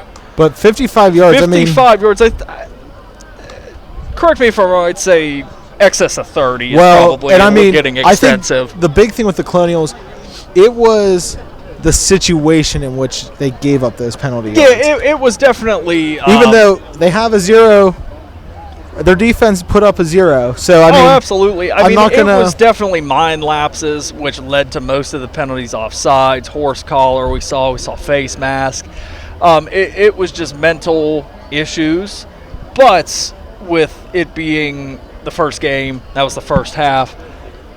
Even if Albert Gallatin could take that 55 yards in penalties in the first half and make it's football when it comes down to it. You're not going to avoid penalties, but if they could take that 55 and make it a 15 in the second half, really tighten things up, that would be a huge I feel like that has to be, at least in my opinion, the key point that was talked about at halftime. I would surely think so. I sit here, I've been involved. I went to Albert Gallatin, I played here a couple years back. I've been involved for a long time, and if you got on the phone and you called me right now, Tommy, and I was sitting at home and you told me that the score was 26-0, I would be blown away. But it's fantastic in the sense that that's how well that they are playing, and that's how little things they need to neaten up in this game. I think we're going to see a little more discipline from the Colonials, a lot more structure, and hopefully they can put up a couple more points. They're going to be in an odd situation. They're going to be receiving kickoff. I would love to see a couple more points as we do finally get ready to kick off the third quarter, as the clock is once again reset to the 12-minute mark. I would love to see, and once again, I'm not bagging on Carrick by any means. I think they've played a fantastic game. I think that it's just a little, weighted towards Albert Gallatin, obviously, with the 26-point deficit. I think the big thing is the Colonials have a couple more playmakers. I think that's a big thing right now. Carrick has Ross and they have Williams, but that's about it. As the Carrick kickoff is very short and something that you don't normally see. A man in the front line of the return team, being Nate Jenkins, catches the ball with two hands and starts running with it. You typically just see a run. So already not a great starting spot for Carrick as the Colonials have a 1st and 10 from the Carrick 49-yard line. It took about 4 seconds off of the play, or off the clock rather. But what I was going to say, Tommy, before we had that kickoff, something that I would like to see Albert Gallatin accomplish, and it's something I was talking to Mr. Nuttall, the guy that runs the show. I asked him a question because I wasn't sure when the mercy rule started. I said that's something that I never expected to say, but it is at 35, 35-point deficit, I should say, not when you just hit 35 points, as the Colonials snap the ball for a nice little run up the right side. We haven't seen that. Keeper. But it would be a heck of a thing for Albert Gallatin. 35-0, that's very doable. They need 9 more points to hit the mercy rule. Can you imagine these guys thinking like, wow, we have a 35-point deficit? It's definitely a scenario that they have, at least somebody on this roster has not been in. Oh, absolutely. I mean, I myself, playing, it's been 6-7 years at this point, which is a while, but I can remember 70-0 we would lose. I can remember 80-0 we would lose. I think that would be fantastic for guys to get that feeling that everybody else has had coming through here, thinking like, oh, we play Albert Gallatin, let's go out, and it's just a barn burner. This is practice. It was just, there was a certain stigma when you came here to play football and you were a visitor, and you knew about it as a player, but to put this kind of show on in the first game of the season, this is fantastic for these guys. As Albert Gallatin continues to move the ball, so we got a little sidetrack there, but it was still valuable information as they have a 1st and 10 on the 35-yard line. Albert Gallatin cruising right down the field. Here's something that we didn't point out, Tommy, that I also find kind of interesting. Albert Gallatin wearing the Albert Gallatin, obviously at home at York Run Stadium, wearing white uniforms. I know that's a different. We actually talked about that walking in. We did, yes, we did. I was not sure what color Carrick was. You pointed out to me that they were yellow, and I just assumed that they were wearing the white because we were still at a bit of a distance. But taking a play out of the Jerry Jones playbook, wearing the white at home, I'm not sure if that's a trend for this year. We'll find out. We will find out. Albert Gallatin's going to have a 2nd and 5 as the clock continues to run. We're about 10 minutes left in the 3rd quarter. They're going to have the ball at the Carrick 30-yard line. See what we can do here. Robinson getting everything in order. Tommy, I still can't believe I would say, especially at this angle. I mean, as he hands off to Kirby. Kirby cuts back up to the middle after a run to what looked to be a run to the left, and gets a fantastic game. Getting up a little slow. We had issues with Ross for Carrick in the beginning of the game, and that was something that they could not deal without. Now Kirby is definitely something that you can't deal without on Albert Gallatin's side. I have to go back, Tommy. We said Kirby is 6 foot, a 6 foot. Forgive me, I lost my class. Yeah, 205-pound senior. That is staggering for a running back. Yeah, especially at Albert Gallatin. I mean, even if they still were in the Whippeal, if they had teams on their schedule like they played Laurel Highlands pretty consistently. They played Connellsville pretty specifically. Thomas Jefferson right up the road. They played fairly consistently. Any of those, schools would be, blown away to see 6 foot, 205-pound running back. As Kirby is able to get up under his own power and once again jog off the field. Rand's back to the huddle, but he's definitely going to have to come out for at least a play. When you go down injured, there is no talking your way back in. You have to take a little bit of a breather before you can come back in as we get back to action. 1st and 10 after the nice run on the Carrick 19-yard line. Carrick being backed into their own end zone by Albert Gallatin, and that's definitely not something that they want to start the third quarter with not even 3 minutes gone by. Robinson sends a man in motion, snaps the ball. He's going to keep it himself. It looks like it's going to be an option play, though his option man kind of surpassed him a little bit. I'm not sure. I think he was expecting.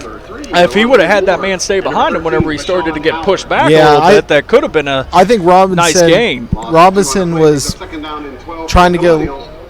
I don't even know how to describe it. He was trying to move the field, work it out, widen it out. Where for Bricky, he was already cutting down. Yeah, he was trying. The purpose of an option in that sense is the quarterback can roll out and have a running back stay behind him. Yep. So when the quarterback is close to getting tied up, he can toss it back to the running back, and hopefully the quarterback already has all the attention diverted on him. But for Bricky seemed to move a little bit past the play. It was like he was expecting Robinson to which really just kind of defunct everything going on as Robinson hands up off the middle. Didn't quite see who got that handoff, but he's still moving. As the 2nd and 12 will be a 3rd and manageable. Little tough to see if he picked up that first down. I don't think he quite got there, but just our vantage point. We will find out in just a moment. I don't see any chain moving. 3rd and 4. Number 13, Colby Verano. Which isn't a bad spot to be in. Not at all. So 3rd down and 4 from the 13-yard line. Clock's winding in the third quarter. You're up 26. I say you just start going for it on everything, honestly. In Carrick's sense, I think you do the same thing just because you have, an opportunity to work on some stuff, but why not try some stuff? It seems like both teams don't have a kicking game. No, I get that sense too. I mean, Albert Gallatin, I know for a very long time has not had a kicking game. As we see a successful option, and that's I don't know what that flag could be I'm not sure what that is either. Maybe something, maybe holding in the backfield or something like that. You do see a successful option that time, once again, to effort but for the Colonials. What could be a touchdown. I'm not sure if he crossed that pylon, if he scampered out of bounds. That flag was thrown in an odd spot. Holding on the offense is going to be the official call. So I'm assuming that was something, well out on the other side of the field potentially. I don't think, there was nobody really in front of effort. There was nobody, he wasn't holding, obviously. I don't know. It was one of those odd ones. So, already not promising for Albert Gallatin in terms of tightening up those penalties, because not only does that add a couple more yards to that 55-yard total already, but that also cost you what might have been a score. If not a score, it was a 1 or 2 yards at the most as Robinson snaps the ball, feels pressure immediately. Going to try that option to the other side for Bricky, running to the left. It's going to be dragged out of bounds at the 6-yard line. We'll see. We'll let you know officially where he actually is. More on the stop for Carrick. So you got kind of messed up from one side if you're Albert Gallatin, got thrown off because of the penalty, so why not try the other side, I suppose. So they do have a 4th down on the board, and they're calling it a 4th and 4, but it looks like the line... It says 1st down. Does it say 1st down, Tommy? I can't quite see it. You can see it better than I can, so they were just not updating the scoreboard properly. There we go. 1st down from the 4-yard line, 1st and goal, Colonials. Robinson snaps the ball. He takes a nice shot, but is able to hand off the ball before anything happens. Lang hits the ground after being tripped up. Tried to get up there, but that's not how it works. So, yeah, Albert Gallatin pushed through, got that 1st down. And the drive stays alive. Unfortunately for Carrick, like we've talked about, you already got 5 minutes off the board now. I'd almost like to see a quick slant route. Similar to what Ross ran whenever we were talking about that pass up the middle. Yeah, that could be those are tough to cover. Yep. And they don't worry too much about those because it's usually a short yardage situation that you'll only give up. But well, and I feel like if you're Carrick, you've almost been lulled into they're not going to pass. True. Yes, true. With no completions as Fabricki takes the ball to the left side. Wow, nice spin move. Wow. Oh my, as Albert Gallatin scores once again. What an excellent spin. Yeah, that was nice. I can't even elaborate on anything else. I'm taken away by the spin move for Ricky. That was slick. That was slick indeed. As Albert Gallatin extends the lead to 32 with 6:38 left in the third What quarter. impresses me about Fabricki is his natural ability to transition from one spot of the field to the other so quickly. Oh, absolutely, and that was even like one of those monotonous plays, like how he had that 50-yard run back in the second quarter. It wasn't like full speed. He just happened to separate himself and just kind of find his way in, yeah. It's definitely something to admire. We have some more confusion on the field. I'm not sure. Looks like maybe an injury. I'm not sure if we got an injury. If we have, oh yeah, I do see a player from Carrick coming off the field, so that would make sense.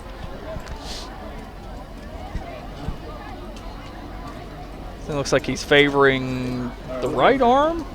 So it looks like maybe Yeah, elbow. elbow issue looks like. Which is common. Oh yeah, it's like a bigger guy, so probably down on the line trying to move some bodies and just got the best of them. So elbow, wrist action, something like that. Hope he can power through there. Going to get some attention. As Albert Gallatin goes for the extra point, they're going to run a play. They're going to run the option. I take that back once again. He just walks in. And it's a toss to the left side as Lang walks into the end zone. Albert Gallatin now 1 point. Now here's something. I'm going to keep emphasizing this. Here's something that we didn't think we would see. I don't think anybody thought they would see. Nope. Albert Gallatin now 1 point away from the mercy rule in the third quarter. And it is not being imposed on them. They are the ones imposing it on the Raiders. And this is a completely different storyline from any of the games we did last year. Tommy, we did, as far as I can remember, we did most of the games. I don't think we did one of them, but anyway, the closest one that we had was that game against, cross-county rivals Connellsville. Yeah, and that was... And it was an overtime game that Albert Gallatin still lost. Yep. And that was the closest game by far. I mean, we've had a lot of games together in the now 2 years that we've done this, that we never stopped talking about other teams being in the end zone, and now it's definitely something to see Albert Gallatin as Williams fields the ball at about the 10-yard line, cuts up to the left side. It's going to be brought down about the 30. It's definitely something to see Albert Gallatin posting these kind of numbers, because we'll even say from 2010 to now, you can the wins that Albert Gallatin has is definitely under 10. I might even say under 5. Under 10, yeah. 5 at the most, maybe. I know in 2015 they won 2015, 2 games. yeah, they had a couple. I'd say 6. We'll say 6. Let's say 6. Yeah. It wasn't 34-point deficit. No, I'm trying to think. There may have been an opener in 2015 where the Colonials did put a big number up on Definitely teams.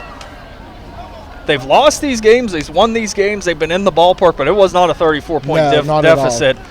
And we had a little bit, I think, Drew Dindle, who is the head coach for Albert Gallatin this year. I had the pleasure of playing under Drew Dindle. He was my lineman coach whenever I was here. He's worked his way up the ranks to head coach now. But transition year, everybody has one. Yep. They unfortunately did not win any games last year, and that happens. It's happened to numerous coaches over the years at Albert Gallatin. But he's setting the bar high for the second game second year. I think it's a testament to him that their scheming is on.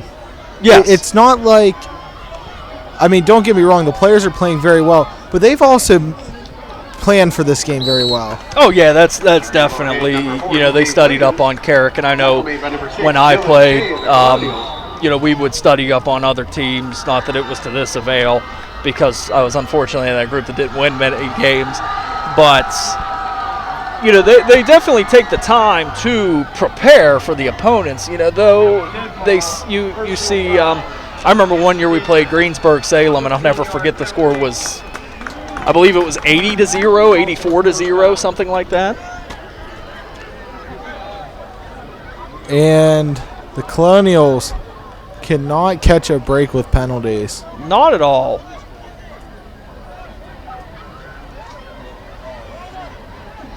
But yeah, as you were saying, Robbie, we've had many years where you have those 80-0 losses. I mean, 70-0. we've had games that me and you have walked out of and thought, man, that was it was tough. bad. Yeah.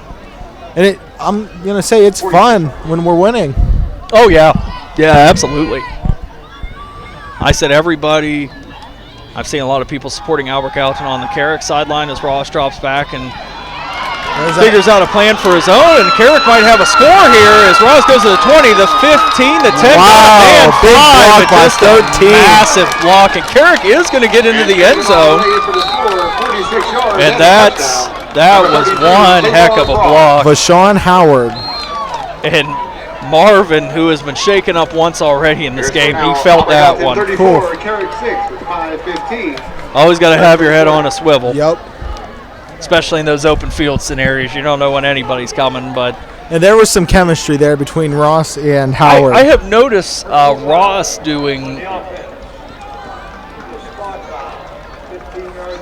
Wow. 15-yard penalty on the offense. That's a shame. I didn't hear. What was it for? I did not hear either. I heard spot foul.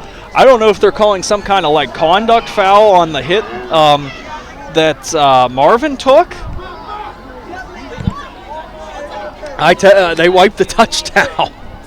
Oh, my, Tommy. That's really a shame. My. Because that was a heck of a run. Oh, that was a great run Great by block. Ross. That was impressive.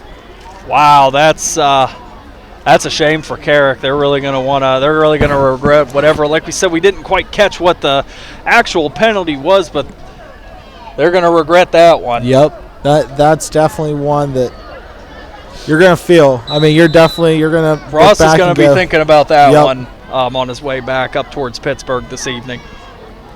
Not a short car drive either. No, it is not.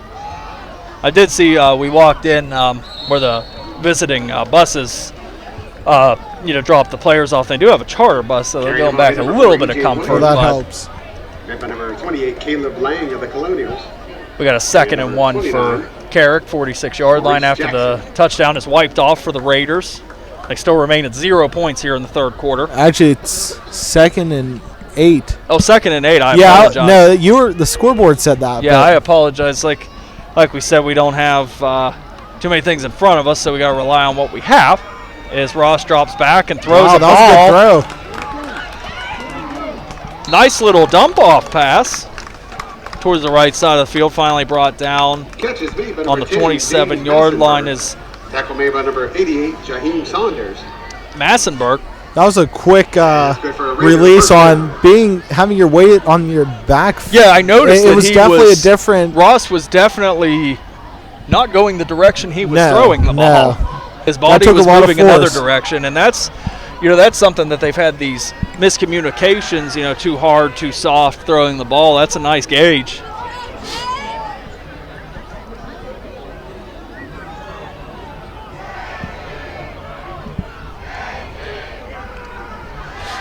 And it sounds like the student section's getting into it, which is another thing, Robbie.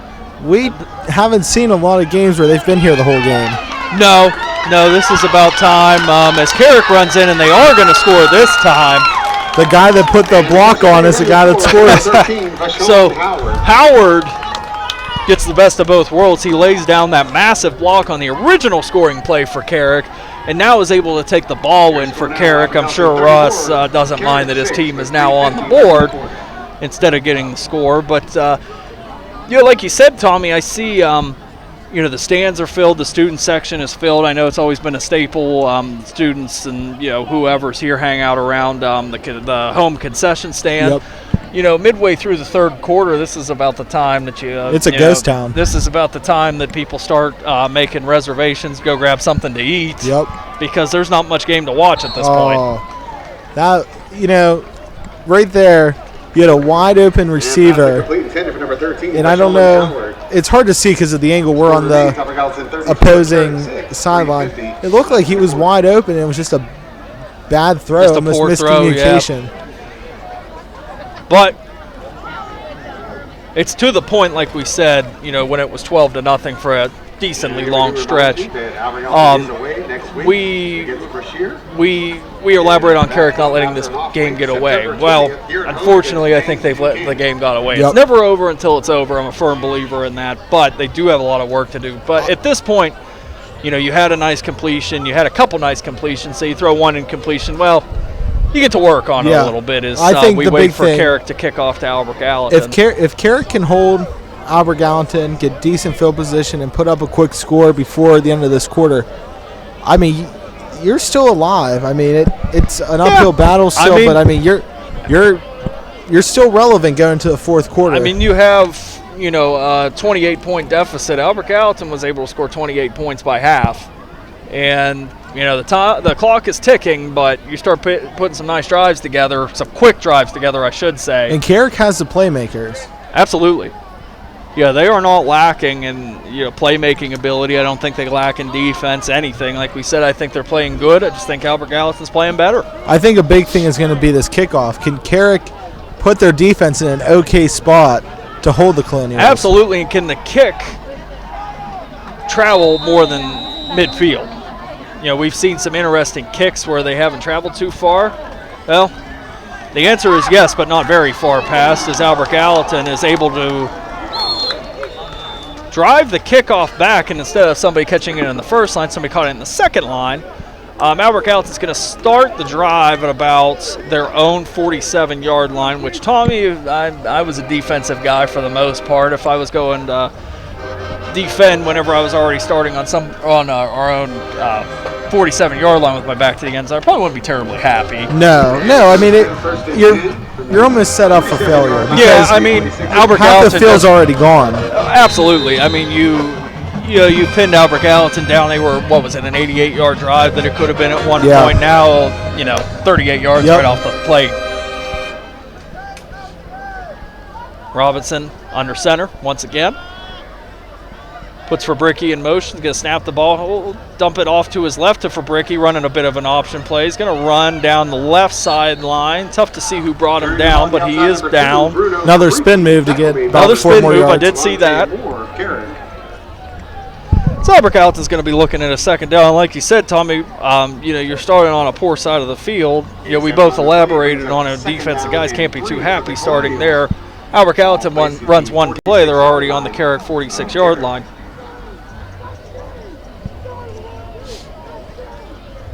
Let's see if they try getting Fabricki the ball a little more. That last run was successful, and Yeah, it seems Fabricki, like he's come alive. Yep.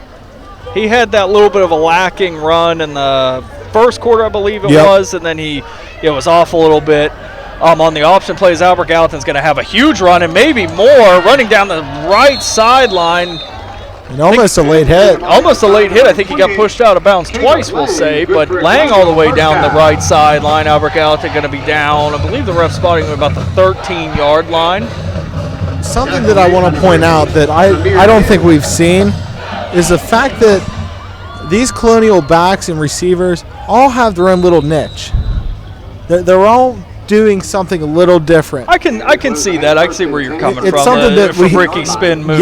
I mean, but like in previous seasons, not even just doing this game, but years before that, or this broadcast, it seems like they have guys that are able to set up for different scenarios. And I think that is a big I can see that, thing. and even like years past, last year before last, whenever it may be, I almost think that guys, for Albert Gallatin, they get the ball and it's almost like a deer in the headlights kind of scenario. As Robinson snaps the ball, it's going to be a keeper draw over the left side. Robinson's into the end zone. Wow.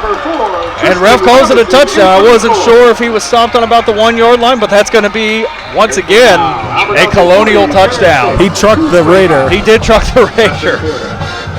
He trucked the Raider. I wasn't sure if the Raider had one up on him. Like we said, it's hard to tell. It's a little further away. We're about midfield, so just to see down there. But Robinson on the keeper from about 13 yards out.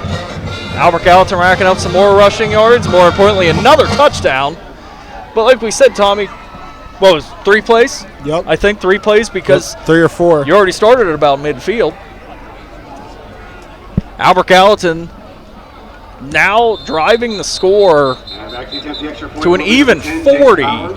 40 6 with 2:45 left in the third quarter. I believe Albert Gallatin's going to call. Yes, Albert Gallatin is going to call a timeout just to see what they have. I don't like that. Nah, but I mean, you're winning by 34 points. I mean, I don't think that's necessary. I don't think it's necessary. I agree in the sense that you're running the game, so why not? But huge success tonight, welcoming all the I see it, but I think you can just. Yeah, I don't understand how you don't know what you're going to do. Maybe in a 12-point game, a 14-point game, but not a 34-point deficit for the Colonials. I think you're safe to just go ahead and run what you're going to run. If it doesn't pan out, then you have a 34-point lead. Yeah. And I will brush on, because I'm going to bring it up one more time. 2-point conversion, which I would assume if Albert Gallatin's going to go for it's going to be a 2-point conversion. We saw them kick an extra point that, the ball was kind of dead before it started. They're going out for a field goal. We are going out for an extra point. I'm sorry. If they make the extra point, they go for a 2. If they hold Carrick and score again, mercy rule starts. Yep. 35 points is the deficit. We're currently at 34. I'm not sure if too many people are educated on the mercy rule. I wasn't sure because Albert Gallatin did leave the WPIAL if the same kind of rules applied. Albert Gallatin not in the WPIAL and Carrick in the Pittsburgh City School League. But it is 35. Albert Gallatin lines up for the extra point. The ball is up. It's good. That is a good kick. Wow. A good kick. So with 2:45 left in the third quarter, we should be looking at mercy rule football with the Colonials leading the Carrick Raiders 41-6. And I'll be honest, Robbie, if you would have told me that a year ago, we'd be in this scenario. If you would have told me now I can remember this plain as day, whenever the Colonials were lined up about right on this 30-yard line here, and they got that kick sent right back to them. They were trying to win the game on a field goal, which I still don't understand the call about a 35, 40-yard field goal in high school. But you tell me that after that kick that was blocked, well, in that whole overtime, game, the Colonials eventually lose. I don't believe you. Yep. But we are here, and we're here, and it's life is good for the evening. Little fake in the backfield, but the return man's going to keep it for Carrick, and he bursts to the right side of the field. Wow. He is easily gone 35-30, 25-20, 15-10-5, and Carrick still has a little bit of spark, and I like that. Howard of Carrick. Howard with his second touchdown of the night. Yes. I like to see little bursts and keep him in the game. That's good. That's good for Howard. That's good for Carrick. A little something to build on. Takes a mercy rule away, which I'm upset about. Hey, we had it for a little bit, so it does count. About 5 seconds. Yep. But yeah, nice little burst for Howard. It's good to see that he still, gets the ball and is playing, and his head's held high in that sense. He's definitely come on this second half. Oh, absolutely. Like we've said many times, Albert Gallatin knows what it feels to be on the other side. So I respect them holding their heads high. Taking maybe Albert Gallatin letting an inch, and he took a mile. Yep. That's good stuff. Let's see if Carrick here, I would say most definitely will probably go for 2. I would. We do have a flag. Substitution infraction on the offense. Well, we have a flag, and it's not on Albert Gallatin. It's actually on Carrick, which has not been the case. Substitution infraction was the official call. You don't see that a lot. No, you don't really see that much. So just as subbing a guy in when you can't sub a guy in. Long story short. There's only so many times you can move around before a ball is snapped. As we have another snap and another nice catch, and that's going to be an easy 2 points. So Carrick gets the nice little 2-point conversion. I like the play. They had 2 wide open guys over there from what I could see. I don't know if it was a lapse for Albert Gallatin or what the deal was on that one, but That extends the score for Carrick to 14. So we got 2:23 left in the third. It's 41 Albert Gallatin, 14 Carrick.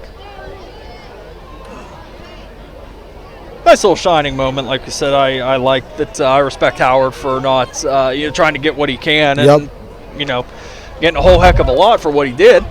You have to appreciate Carrick's desire to still give an effort, still stay in this game, and try to prove that even if we it's weren't individual far. guys. Yeah. And I mean, it's tough to say that it would be individual guys just because you got to have the blocks to spring a run like that. But even if it's individual guys, coaches see that. Yeah. It's not hard to see that. And those will be the guys that will be getting the ball, and those are the guys that are in control as we get ready for Carrick to kick off.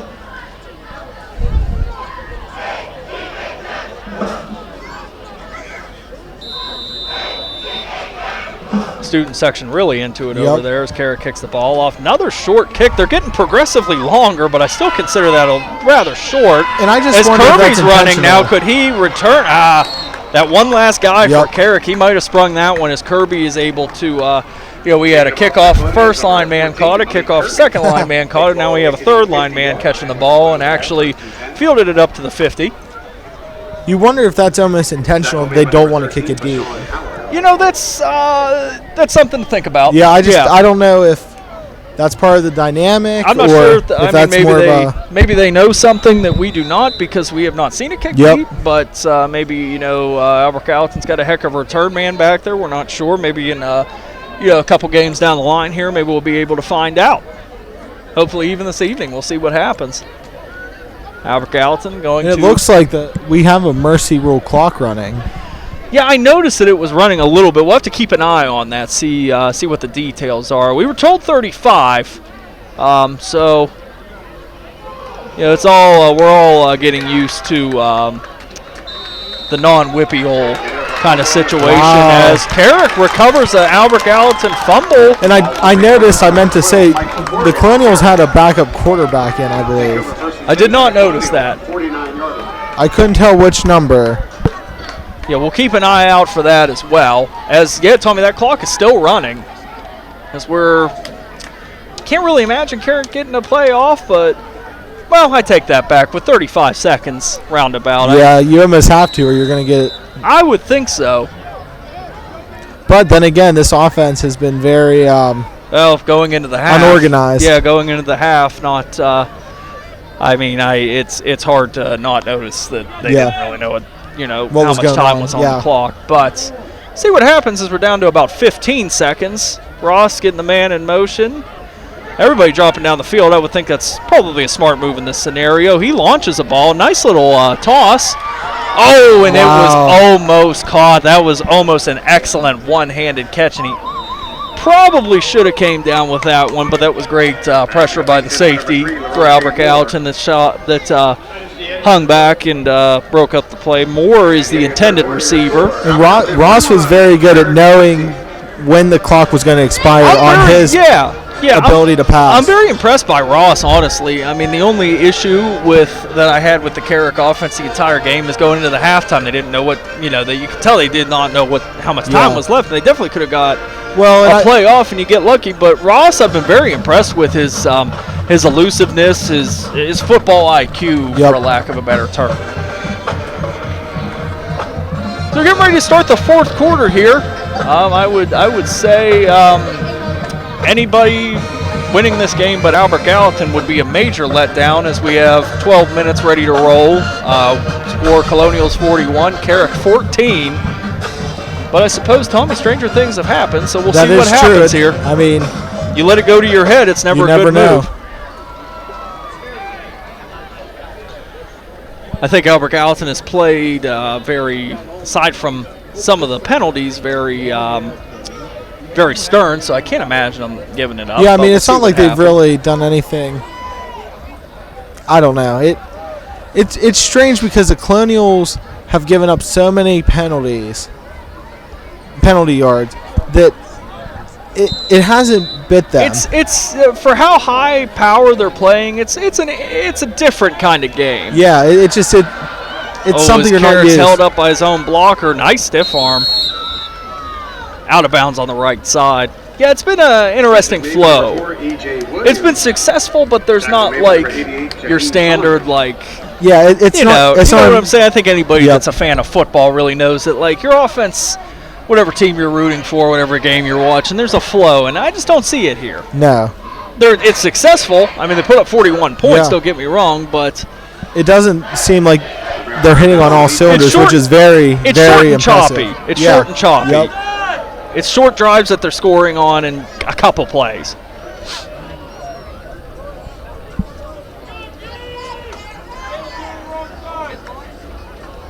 Got a snap back for Carrick in the shotgun. Going to toss it out to the right side. That was a really good throw by Ross. Another great catch by Howard. Howard coming alive. Not seeing Williams. Haven't been talking about him too much. Might be giving him a rest though. Yeah, I'm looking for him. Yeah, I'm scanning the sideline myself. And he's actually on the field. Oh, is he on the field? Yep. I did not see him. I was going to say maybe trying him out because the backfield has been really taken up by Michael Morgan for Carrick. So maybe we're trying him out a little receiver. Yeah, he is actually going to go out. He's on the left side of the field. Going to be the slot man. Maybe trying to save him from a little bit of a beating that he's been taking. It's brutal to be a running back as Ross makes something out of nothing and takes off down the right side of the field. Is going to be pushed out of bounds. Yeah, I mean, Ross is out of bounds. Chains are moving, change of possession, plays, whatever you have being. I still see the clock rolling, so maybe there's a rule we don't know. Hey, we're all getting used to it. We're all getting used to the Albert Gallatin being independent. So I just wanted to touch on, you were saying about Ross with his football IQ earlier. That was a perfect example. He knew there wasn't I've seen it a number of times. Yeah, I've seen it a number of times. He recognizes, he goes through his read, and he recognizes, as we can see right now, there he goes again. As he trucks somebody, I should say. Could have been two people if he could have stayed in bounds. But it's impressive. So we do have a down Colonial, and I don't like to see anybody with no movement. Yeah, that's bad. His hands are on his head, so there's something, but this one could be one of the more aggressive injuries that we've seen this evening as Coach Dindal and the trainers go to attend to him. I did not see who it was. I did not see what happened. Did not. I was more focused on Ross coming down the field. He's definitely in the maybe a rogue block or something. He's definitely in a part of the field that there was no action. We have 9:30 left in the fourth quarter. Colonial's up 41-14 over the Carrick Raiders. All right, we are up off the field. It's actually, as I flip back and forth to the rosters, it's actually Marvin once again. He's been shaken up. That's about the third time. He took that massive block down here. He is limping off of the field with the assistance of Coach Dindal and the trainers. So, and one thing this game has been is physical. It has been very physical from both sides, and Marvin's definitely took the brunt of it, and he's been down about 3 times. Once a guy goes down so many times, you got to think, do we put him back in? Yeah. But, that's what happens sometimes. And I feel like with this big of a lead, you just want to rest some players sometimes. Yeah, I could agree with that too. I mean, it's a long season for high school. Yes. And when it comes down to it, these guys, are here at Albert Gallatin or here at Carrick, Albert Gallatin struggled so long. Carrick, I've been told, I'm not sure if it's true or not, but I've been told that they've been struggling a little bit with their program as well. And these are just young guys. Yep. Everybody has the aspirations to play at a Division I college and to go pro, and I'm all for that. And I really wish everybody could, but you got to protect these guys too. So Ross rolls out to the right side, and he's going to be met by another sack. That's going to be number 3. Braxton Turner. Sack number 3? At least 2 for Braxton Turner. I believe it's 3. Number 33, Tayron Ross. Tackle made for 9 by number 10, Jason Bowers. Yeah, I think both mentalities just got to finish strong. Yep. I would like to see, like you said, referring to the injury with Marvin, get some fresh bodies in here. There's plenty of guys over on that Colonial sideline. Yeah, I'm sure you eliminate a couple of them being on offense, but I'd like to see some fresh bodies in there. As Ross tosses one through the back of the end zone, almost intercepted. Lucky that it wasn't, but little off on that one. And see Tommy an incomplete pass even, and it's still running as we approach 8 minutes left so in the game. We're going to need to do our homework, I think, on that one. Yes, we'll have to figure that out. Albert Gallatin, I know they go on the road. I believe Brashear, I believe, is the next opponent. And then not sure if there's buys or road, issues. Not issues, but, keeping them away from home. Yeah. But I don't think we're back for about a month. Wow. The 20th, maybe? As Carrick is stopped in the backfield once again. I believe Howard had the ball that time. Jace Bowers stopped him behind the line. Number 10, Jace Bowers of the Colonials. Nice play. We've heard Bowers' name a couple times over the course of this game. And we lost a 5 on the play. 4th and 15. Now 4th and 15, Carrick. 4th and 15. You're on the 15-yard line. You got to go for it. Oh yeah, there's no other choice. Have to go for this one. I don't think they have much of a kicking unit. We've seen a couple punts, but you can't punt from the 15-yard line, so got to have something to build for as that Colonial pressure just blows through the line. But we see the evasiveness of Ross trying to make something out of nothing, and he's actually going to help out. He's actually going to help out Albert Gallatin a little bit with that massive scramble, because what would have been a 1st and 15 for the Colonials on their own 15-yard line is going to be a 1st and about 20. You have to respect or on the 20-yard line, Ross's ability to keep a play alive. It's almost absolutely Ben Roethlisberger style.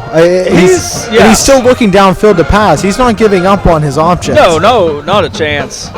Not a chance. He's been all over the place. I mean, if Albert Gallatin pulls this out, you make an argument.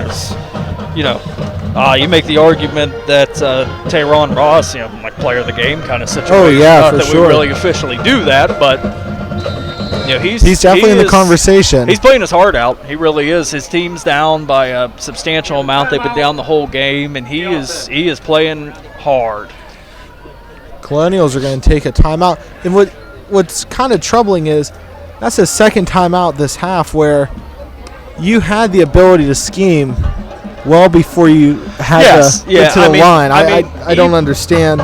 Even if Carrick somehow scores on that play, like you're already thinking about it. It's a 4th and 15. You're thinking about it. I mean, to me, it's not a strange scenario to have the ball on the 20-yard line with 6 minutes left, up by what is it? What are we at now? We're looking at about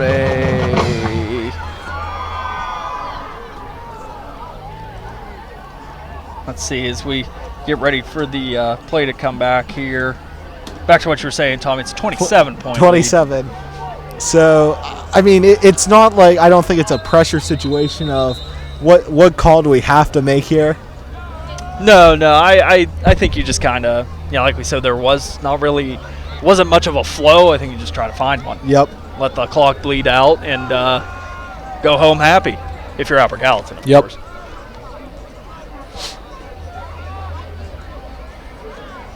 I like the addition of the music in between plays. I don't know if you've noticed that. I just did, now that you pointed that out. I'm a fan of that.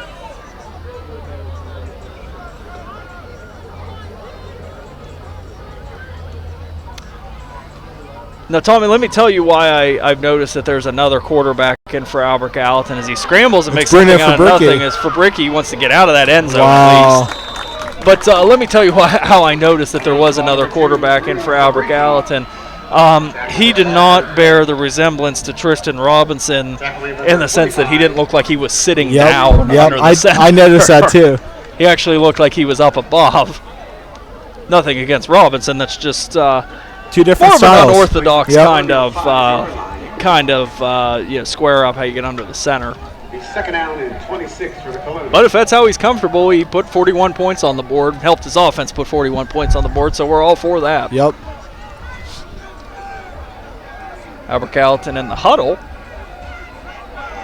as they come back with a rolling clock at about 5 minutes and 15 seconds left in this fourth quarter.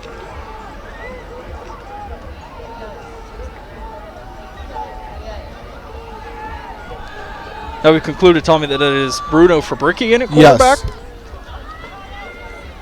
may recognize the name from running in a couple of touchdowns this evening. A couple touchdowns, couple conversions.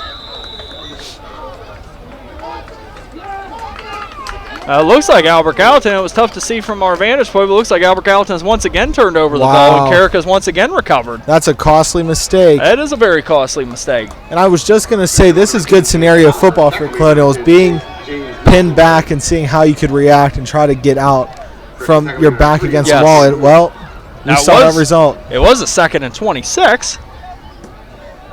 The yard to gain was about the 31, and Albert Gallatin was all the way back to the 5. It looks like they're running back on the field. Maybe it wasn't a turnover. Well, okay, I thought I saw the signal, but I did too. But like brushing on when I said I don't always agree with referees, I have seen them change their mind. So Albert Gallatin is actually going to keep the ball third and 26 from the 5-yard line, like we said. Clock approaches 4 minutes. Oh, no, I tell you, though, Carrick does have the ball. Yeah. And that's a Carrick touchdown. That's a passing touchdown. That was a very strange from Ross. series right there. That threw everybody off. Yeah, you see 3rd and 26. Another team has the ball. It was a turnover. Was it a turnover? The referees are everywhere. It's tough to keep track sometimes. And there wasn't a lot of reaction from either side that it would have indicated. No, I think it kind of threw everybody for a loop except the guys involved. So like we said, that's a touchdown for Carrick. Ross with a passing touchdown this time. Let's see what Carrick can do on the, we're going to call it a 2-point conversion because we know they're not going to kick it. As Ross feels the pressure, let's go to the ball for an incomplete pass. So we will get ready for a kickoff with 3 minutes and 51 seconds left. We'll see Albert Gallatin kick the ball off this time. With 3 minutes and 51 seconds left in the 4th quarter, Albert Gallatin 41, Carrick hanging at 20 points. So, I mean, Carrick has been staying around. They had no points at the half. Yep. I give them credit. They got 20, and we still got, just about 4 minutes left. And that's with the running clock. So I mean, with a running clock to add, yes. I give a lot of respect for that. We just have to see how Albert Gallatin runs the clock out here.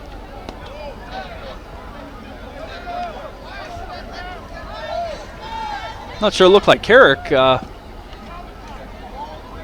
kick team looks like they run out on the wrong side of the field. But it seems like this game's almost gotten into a sort of a lull. It's kind of monotonous. Yeah, there hasn't been too much like action. It seems like it was all first quarter. Even though we've seen big plays, and we've seen seen big plays, but it's been a little while since we've seen those just plays. Like we're just going through the motions now. Just hoping for Albert Gallatin victory that's seemingly in hand, but that's what we're pulling for. You got 12.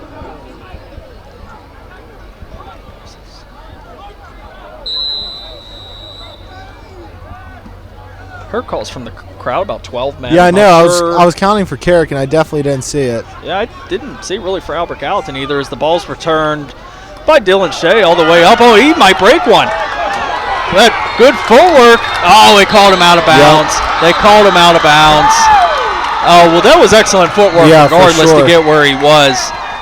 He was hugging that sideline. I figured he would step out, but great footwork. I mean, he tiptoed down the sideline from about the 50-yard line, so that's very excellent. The band and everybody thinks that he scored, however, he did not. Yep. A little bit of the band, the cheerleaders, student section, everybody in the crowd now, but regardless, a good return. Oh, great return. Great for him to keep his head on his shoulders with a big lead, not just assume you're going to win. Like to see him get a touchdown, but excellent return nonetheless.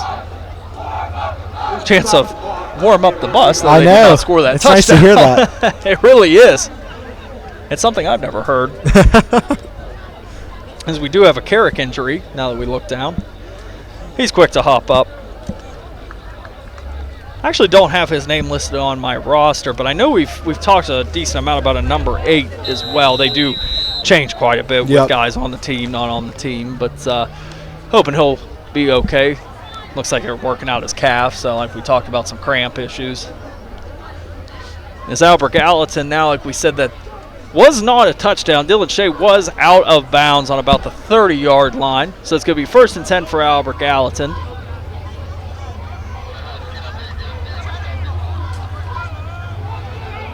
Couple men in motion. We have Robinson back in at quarterback, which is an interesting move as that play goes nowhere over to the right side. At this point, you're just trying to get to 0. Absolutely, as we dwindle down to 2 minutes left.